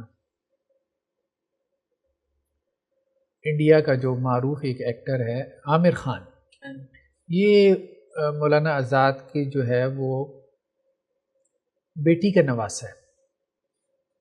اس کی جو نانی ہے نا وہ آزاد کی بیٹی ہے، مولانا آزاد کی.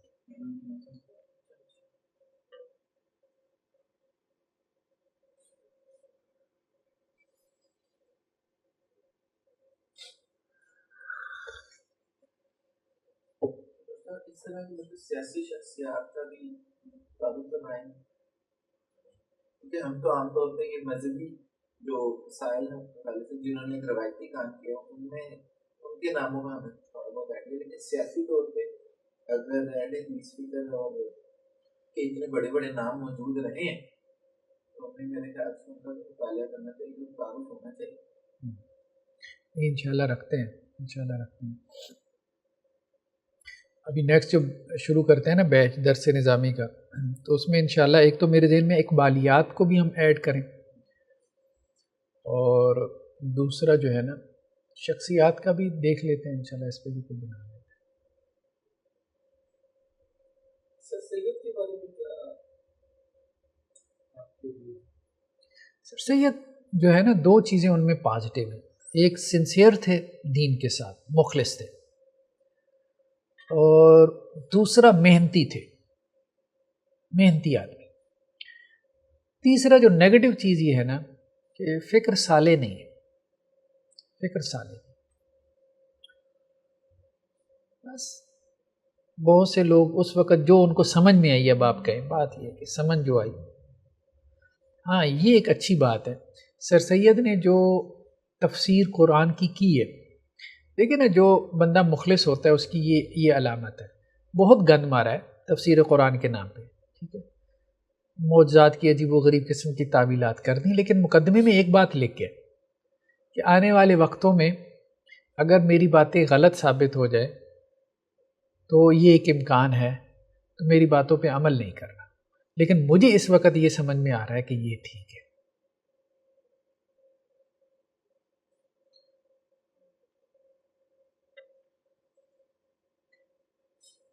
چلیں جی خیر بات.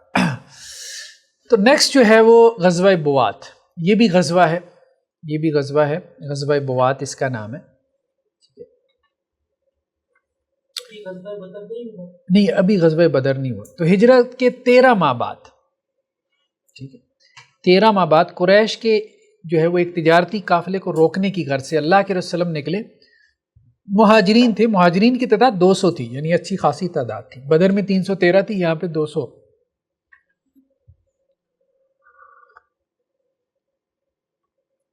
یہ مدینہ سے کوئی تقریباً آپ کہہ لیں کہ جی 90 کلومیٹر کے فاصلے پر ہے بوات کا مقام جو ہے. یہ دیکھیں نا یہ اوپر کی طرف ہے، یہ اب اوپر کی طرف گئے. مدینہ کے جو امیر تھے نا اس میں سعد بن معاذ تھے. یہاں مدینہ سے یہ اوپر کی طرف یہ وادی بوات ہے، ٹھیک ہے، یعنی نیچے بھی گئے ہیں. یہ سارے غزوات ہیں اور سرایا ہے، ٹھیک ہے. تو یہ بوات ہے، یہ اوپر کی طرف گئے، لیکن وہی ہے تجارتی شاہراہ. تو کبھی اوپر کی طرف جا کے پیچھا کرتے تھے، کبھی نیچے کی طرف جا کے کیا جاتا تھا. تو مدینہ کے امیر سعد بن معاذ تھے. لشکر کا جھنڈا جو ہے وہ بھی سفید تھا، سعد بن ابی وقاص جو ہے انہوں نے اٹھایا ہوا تھا. قریش کا جو تجارتی قافلہ تھا اس کے امیر جو ہے وہ امیہ بن خلف تھا. ان کی تعداد کوئی 100 تھی، 2500 ان کے اونٹ تھے. تو بوات کے مقام پہ پہنچے اللہ کے وسلم تو معلوم ہوا کہ قافلہ نکل چکا ہے. تو پھر آپ نے وہاں مقامی لوگوں سے معاہدہ کیا اور پھر مدینہ واپسی ہوئی. یعنی یہ دیکھیں کہ اب یہ بھی نوٹ کریں کہ قریش جو ہے کتنی تیزی سے تجارت کر رہے ہیں. آپ دیکھ رہے ہیں، یعنی 7 ماہ بعد، پھر 8 ماہ بعد، پھر 1 سال بعد، پھر 13 ماہ بعد غزوات اور سرایا ہو رہے ہیں. تو ان کے قافلے کتنی تیزی سے آ جا رہے ہیں، یعنی سارا سال ہی ان کے قافلے چلتے رہتے تھے. کوئی آ رہا ہے کوئی جا رہا ہے. تجارت بہت زیادہ تھی قریش میں، تجارت بہت زیادہ تھی. جہاں تک وہی اسٹریٹجی جو آپ نے بتائی تھی، اپنے علاقے میں یہ لڑائی نہیں لڑائی، نہ ان کے علاقے میں جا کے لڑائی. ہاں، نہ ان کے علاقے میں جا کے لڑے. تیسری تو خیر اسٹیٹ اب یہاں پہ ہے نہیں، وہ تو قبائلی علاقے ہیں، وہ تو نیوٹرل لوگ ہیں، وہ تو نیوٹرل ہے، نہ ان کی طرف ہے نہ ان کی طرف ہے. غزوہ بوات کے بعد جو ہے وہ نیکسٹ ہے غزوہ صفوان. بعض نے سواد کے ساتھ بھی لکھا ہے لیکن صحیح معلوم ہوتا ہے یہ سین کے ساتھ ہے، جگہ کا نام ہے صفوان. یہ بھی ہجرت کے 13 ماہ بعد ہوا. اصل میں ہوا یہ تھا کہ اب جب مسلمانوں نے یہ مہم جوئی شروع کی نا، تو اب قریش کو بھی اس پہ آ گیا کہ یار یہ کیا ہے. تو انہوں نے ایک شخص کو تیار کیا جس کا نام تھا کرز بن جابر الفہری. تو مطلب قبیلہ فیر سے تھا، ٹھیک ہے. تو اس کو انہوں نے کچھ افراد دے کے بھیجا کہ مسلمانوں کا جو ہے نا وہ مال لوٹ لائے. مسلمانوں کی مدینہ سے باہر ایک چراگاہ تھی جمعہ کے نام سے، تو وہاں ایک چرواہا تھا. چراگاہ میں جیسے عام طور پہ ایک چرواہا ہوتا ہے نگرانی کے لیے، اور آپ یوں کہہ لیں کہ بیت المال کی کچھ جو ہے وہ اونٹ وغیرہ اس میں چرتے تھے. تو انہوں نے قریش نے ایک بندے کو چند لوگوں کے ساتھ بھیجا کہ وہاں سے نا جانور ذرا لوٹ کے لے آؤ تاکہ ہم مسلمانوں کو ذرا رسپانس دیں کہ تم ہمارے رستے جو بند کرنے کی کوشش کر رہے ہو تو ہم رسپانس دے سکتے ہیں. ٹھیک ہے. تو یہ گیا ہے اور اس نے کیا کیا کہ وہاں دھاوا بولا اور چرواہے کو قتل کر دیا اور مویشی ہانک کے لے آیا. آپ صلی اللہ علیہ وسلم کو جب اطلاع ملی تو آپ نے حضرت زید بن حارثہ کو مدینے کا امیر بنایا اور اس کا تعاقب کیا. وادی صفوان تک آپ لوگ اس کے پیچھے گئے لیکن وہ نکل چکا تھا. اس کو بدر اولا بھی کہتے ہیں. بدر اولا اس لیے کہتے ہیں کہ یہ بدر کے قریب جگہ تھی. یہ دیکھیں نا یہ جگہ یہ بنتی ہے، یہ مدینہ سے یہاں یہ صفوان ہے، یہ صفوان سے آگے یہ نیچے بدر ہے. ٹھیک ہے. تو یہ ہے.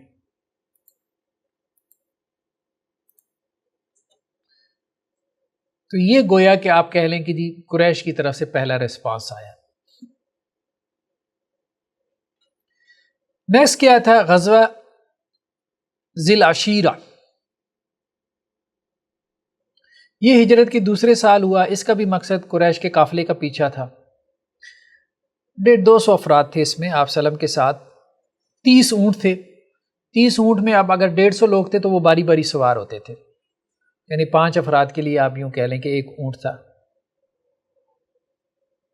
جھنڈا حضرت حمزہ کے پاس تھا. مدینہ کے امیر ابو سلمہ بنائے گئے تھے.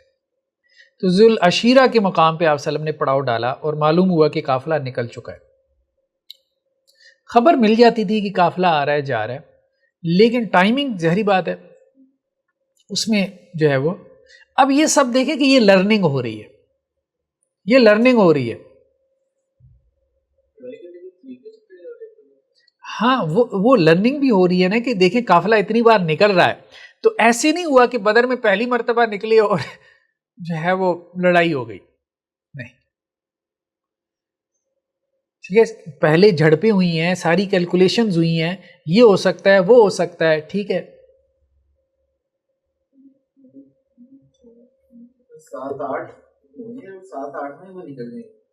7-8 میں وہ نکل گئے. دیکھیں وہ بھی تیز ہیں، وہ بھی تیز ہیں. انہوں نے بھی کیلکولیشن کی ہوئی ہیں، وہ نہیں کہ وہ اتنے سادے ہیں.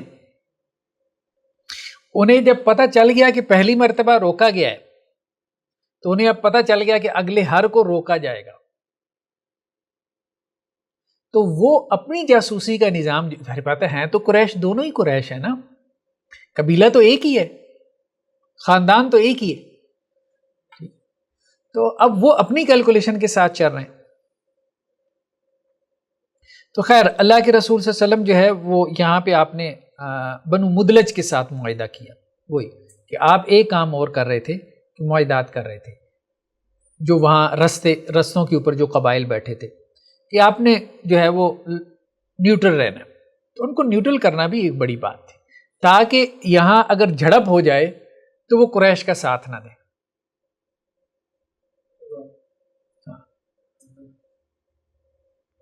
تو دوسرا یہ بھی معاہدے میں ایک شک ہوتی تھی بعض قبائل کے ساتھ کہ اگر مدینہ پہ حملہ ہوا تو آپ ہمارا ساتھ دیں گے، اور اگر آپ پہ حملہ ہوا کسی اور قبیلے نے کیا، وہ خاندانی قبائلی تو تھی عصبیت، تو ہم آپ کا ساتھ دیں گے. اس میں بھی معاہدہ ہو جاتا تھا. تو یہ بھی ایک پازیٹیو چیز تھی. ہاں ہاں مشرکین ہی تھے، مشرکین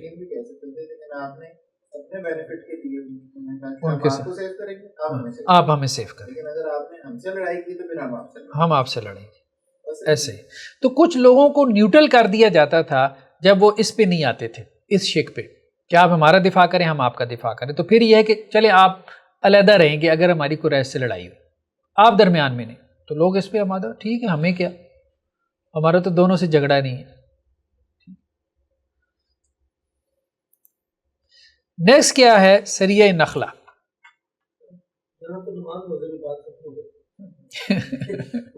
چلتے ہی نہیں تھے سریہ نخلہ کتنی زبردست ٹریننگ ہے، اور کیا اسلام ہے، ریئل فیس.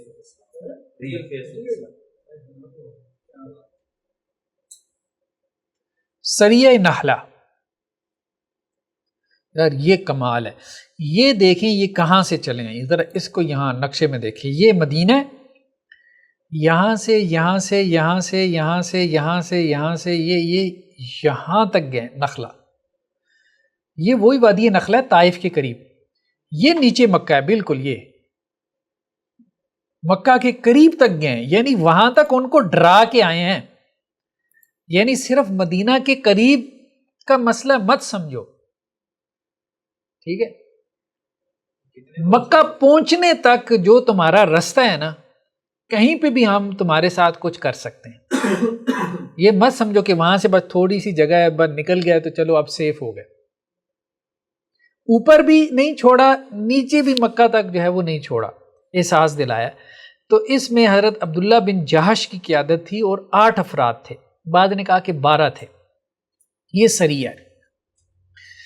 آپ نے انہیں ایک خط دیا، عبداللہ بن جہش کو آپ سلم نے ایک خط دیا اور کہا کہ 2 راتیں سفر کرنے کے بعد کھولنا ہے اور پڑھنا ہے. یعنی پڑھنا بھی نہیں ہے. دیکھیں بات یہ ہے کہ قافلے نکلی جا رہے ہیں، تو آپ صلی اللہ علیہ وسلم کو احساس ہو گیا خبریں پہنچ رہی ہیں یہاں سے بھی، اگر ہمیں پہنچ رہی ہیں تو ان کو بھی پہنچ رہی ہیں. دیکھیں بات یہ، یہاں پہ بھی تو منافقین بھی تھے، مشرکین بھی تھے، اور پھر درمیان میں قبائل بھی تھے، اور قبائل تھے جن کا ان سے نہ تعلق نہ ان سے لینا دینا، اور ان سے دونوں ہی معلومات لیتے رہتے تھے. تو اب یہ معاملہ تھا. جیسے ہمارے ہاں ایک کوئی صاحب ایک وقت میں تذکرہ کر رہے تھے کہ ہمارے GHQ سے کوئی اہم انفارمیشن یہاں سے نکلی اور انڈیا کے وہاں GHQ میں پہنچ گئی. تو جس ذریعے سے نکلی تھی وہ مانے ہی نہ، تو پھر وہاں سے ان کی سٹیمپس لگی ہوئی واپس یہاں پہ آ گئی. تو یہاں کی وہاں تو ظاہری بات ہے کہ جب ایجنسیاں لڑتی ہیں تو پھر سب نہیں چھوڑے ہوتے ہیں، ان کے ہیں تو ان کے بھی ہیں، ان کے خریدے جا سکتے ہیں تو ان کے بھی خریدے جا سکتے ہیں. تو یہ ہے کہ قریش ایسے ہاتھ پہ ہاتھ دھرے نہیں بیٹھے تھے، ان کا بھی پورا ایک تھا معاملہ تھا. تو وہ جو ہے نا اب اللہ کے رسول نے ایک خط دیا ان کو اور کہا کہ 2 دن بعد تم نے یہ خط یعنی ایک رستے پہ ڈال دیا، اس رستے پہ سفر کرتے رہو کرتے رہو کرتے رہو. ہاں یہ رستہ ہے، اس رستے پہ آپ صلی اللہ علیہ وسلم نے ڈالا. یہ نجد کا رستہ کہلاتا ہے. آپ صلی اللہ علیہ وسلم نے کہا کہ نجد کی طرف چل پڑو.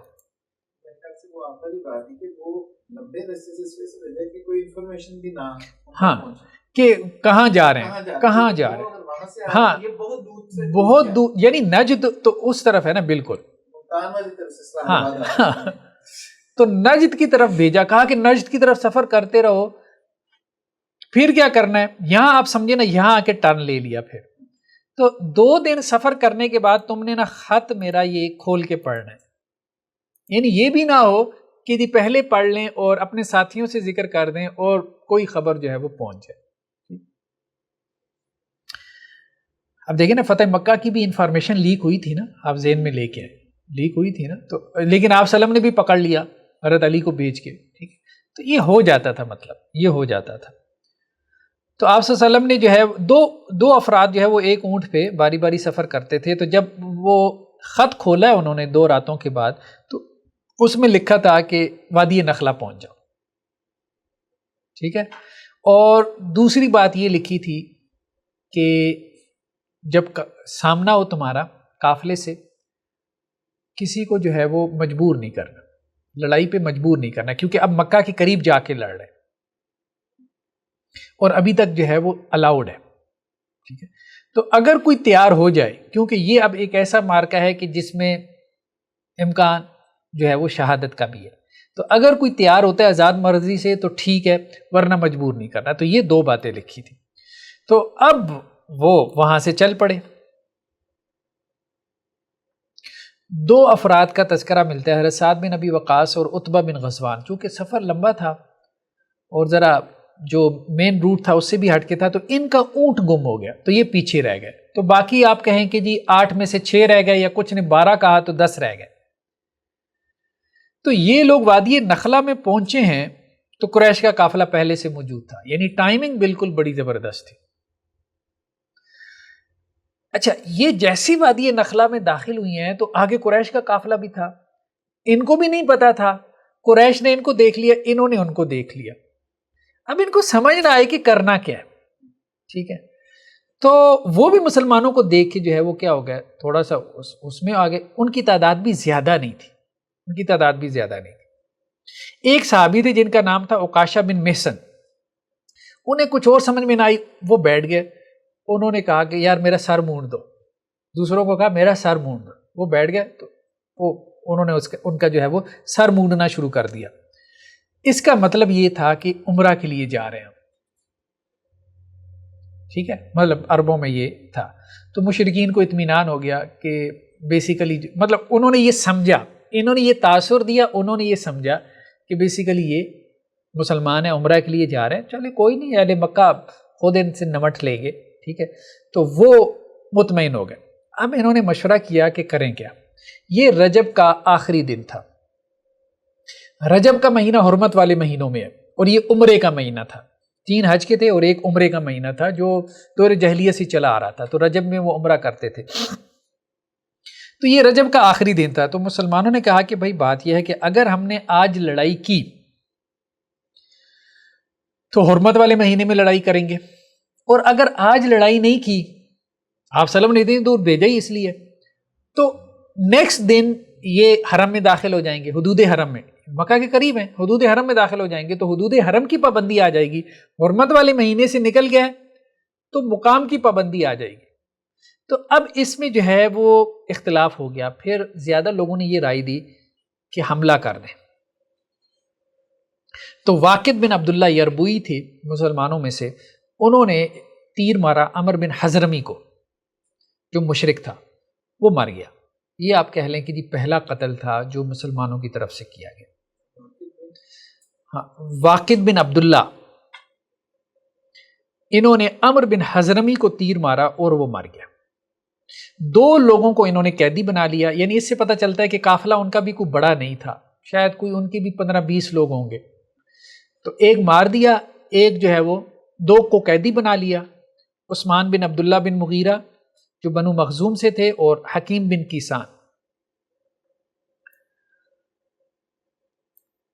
تو سامان تجارت سے لدے اونٹ جو ہے وہ انہوں نے قبضے میں لے لیے اور واپس آ گئے۔ تو اب قریش نے اس پہ شور مچا دیا کہ ایک تو ہمارا بندہ مارا گیا اور دوسرے 2 بندے ان کے قبضے میں چلے گئے، تیسرا مال بھی لے گئے، لیکن اس سے پہلے وہ مال لے کے گئے تھے، آپ بات سمجھ رہے ہیں، وہ چراگاہ کا مال لوٹ کے لے کے گئے تھے۔ تو اب یہ جوابی کارروائی تھی کہ ہم مدینہ یا مکہ کے قریب جا کے بھی جو ہے وہ پھر تمہیں سزا دے سکتے ہیں۔ تو اب ان کے تجارت سے لدے اونٹ بھی چلے گئے، تو انہوں نے شور مچا دیا کہ مسلمانوں نے حرمت والے مہینے کی پاسداری نہیں کی۔ وہ پھر قرآن میں تبصرہ ہے نا، اسی پہ آیات جو ہے وہ نازل ہوئیں۔ وہ کیا آیات تھیں؟ 1 منٹ میں دیکھتا ہوں، میرے پاس اگر لکھی ہیں۔ وہ آپ سے پوچھتے ہیں حرمت والے مہینوں میں قتال کے بارے میں، کل قتال فیہ کبیر، تو آپ ان سے کہہ دیں کہ ٹھیک ہے حرمت والے مہینوں میں جنگ کرنا جو ہے وہ بہت بڑی بات ہے، والفتنۃ اکبر من القتل، لیکن جو فتنے کا ماحول انہوں نے پیدا کر رکھا ہے وہ حرمت والے مہینوں میں قتل کرنے سے بھی بڑا گناہ ہے۔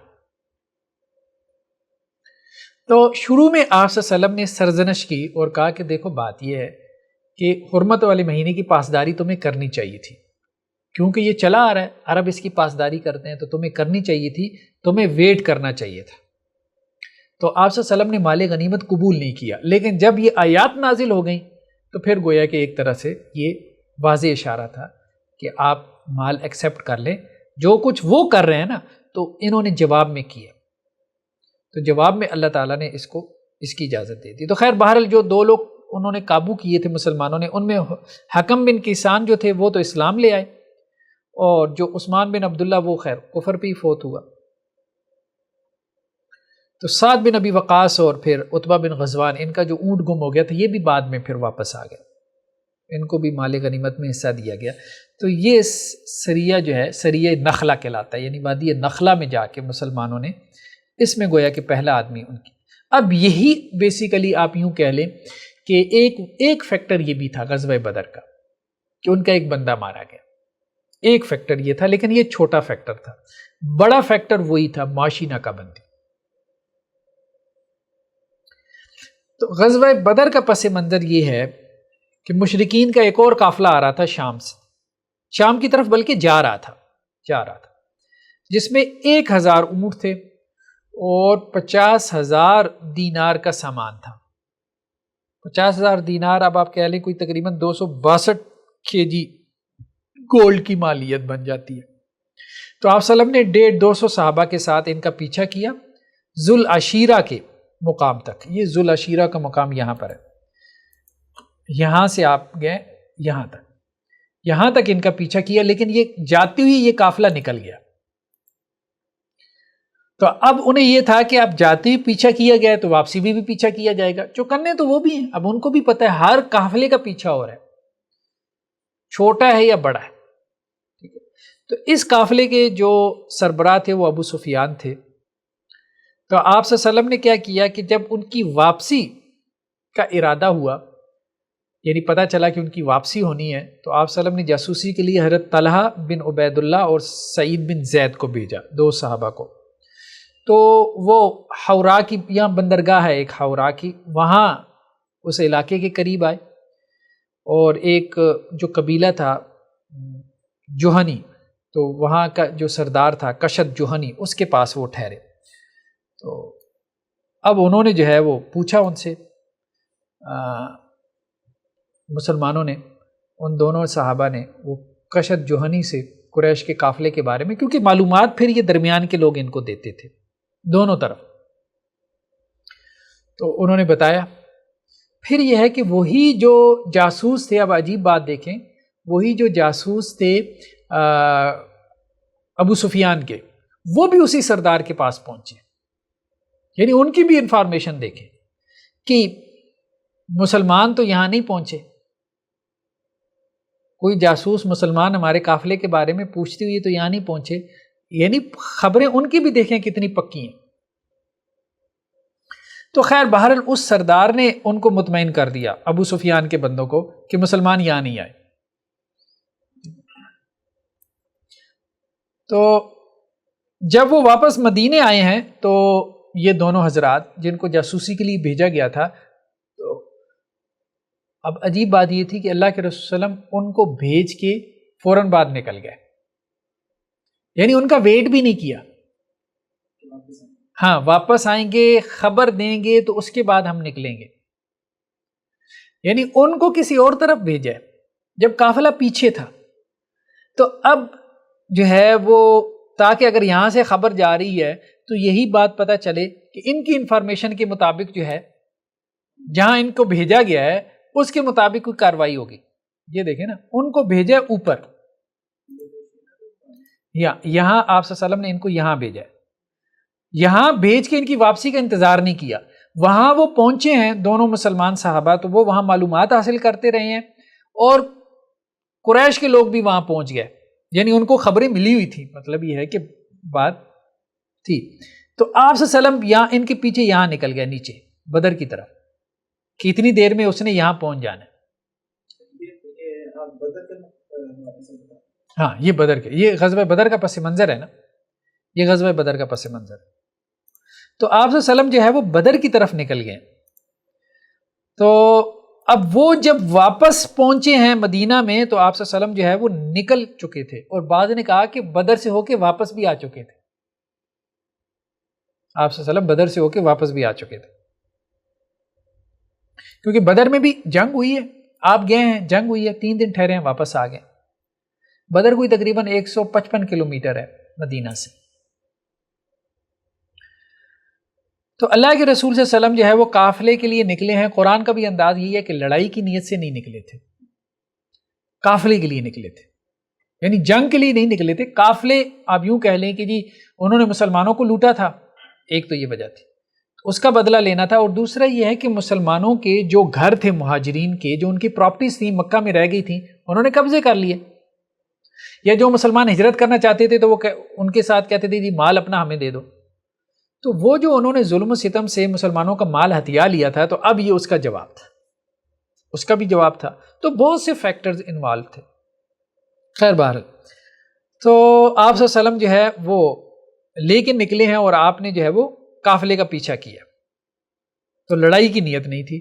بہت سے صحابہ جو ہے وہ مدینہ میں رہ گئے تھے، بدر میں شریک نہیں ہوئے تھے، کیونکہ مقصد قافلے کا پیچھا کرنا تھا، اور آپ صلی اللہ علیہ وسلم نے بھی کہا تھا کہ نکلو ہمارے ساتھ، لیکن یہ نہیں کہا تھا کہ لڑائی کے لیے نکلو۔ تو جو جس نے نکلنا چاہا وہ نکلے۔ قریش کا جو قافلہ تھا اس میں تقریباً کوئی آپ کہہ لیں 30 یا 40 کے قریب ان کے محافظ تھے، جن کے بارے میں گمان یہی تھا کہ مسلمانوں کو دیکھتے ہی بھاگ جائیں گے۔ تو یعنی ساز و سامان زیادہ تھا، لیکن محافظ 30-40 ہی تھے۔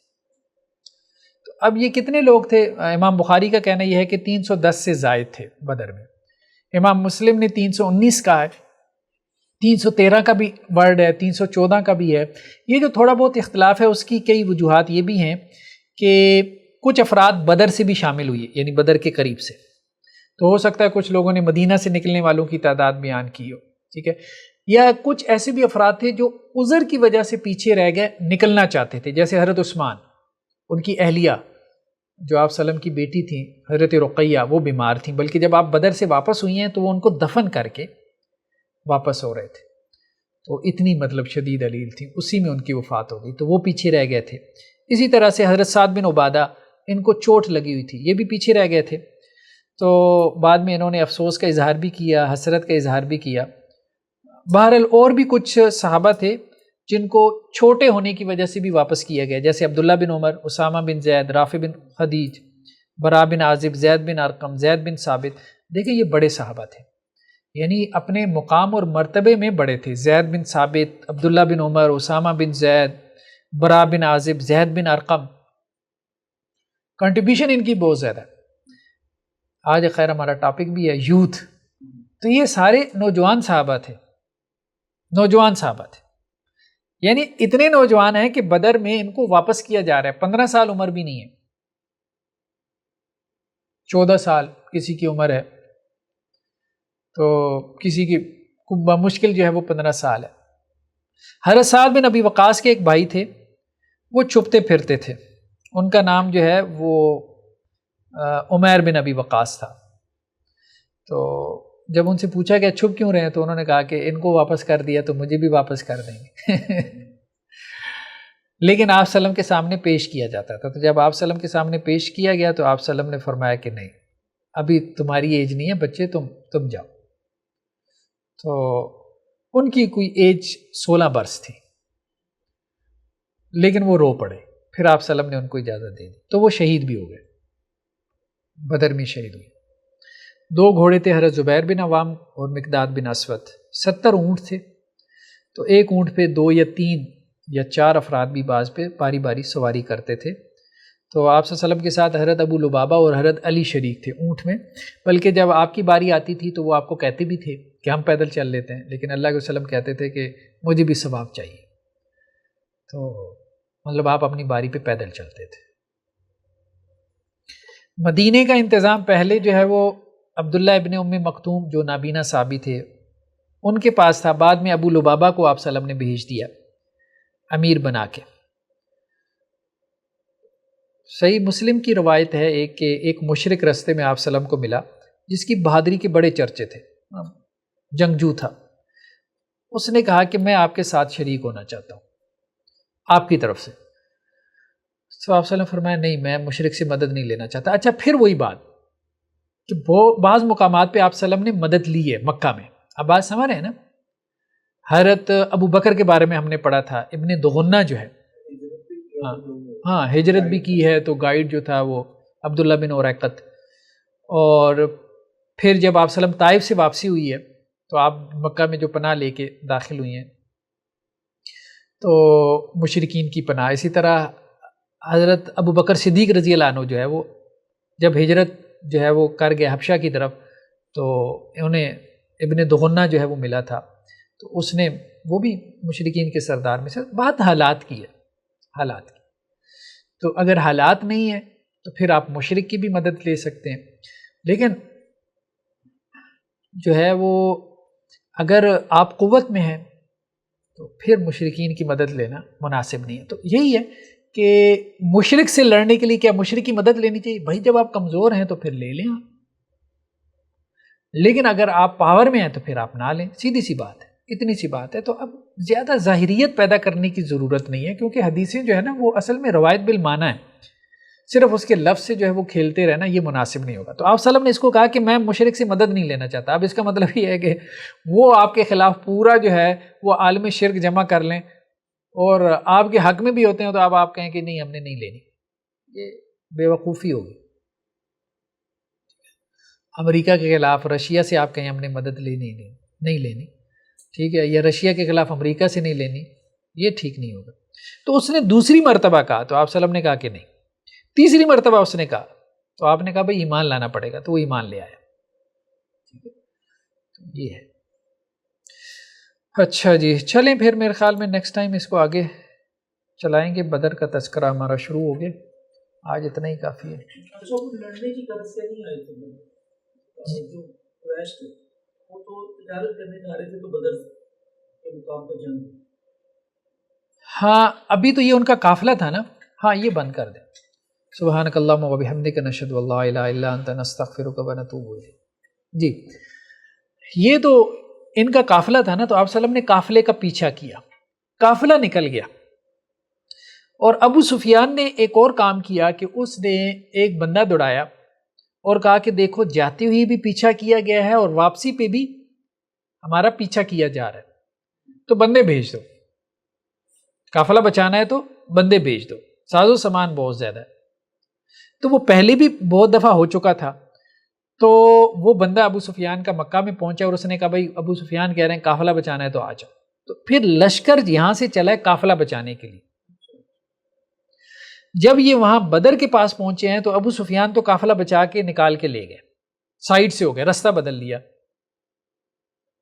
اور دونوں لشکروں کا آمنا سامنا ہو گیا، یعنی وہ بھی قافلے کے پیچھے تھے اور یہ قافلہ بچانے کے لیے گئے۔ مقصد دونوں کا لڑائی نہیں تھا، یہ قرآن نے بھی کہا ہے، لیکن اللہ نے لڑائی کروا دی۔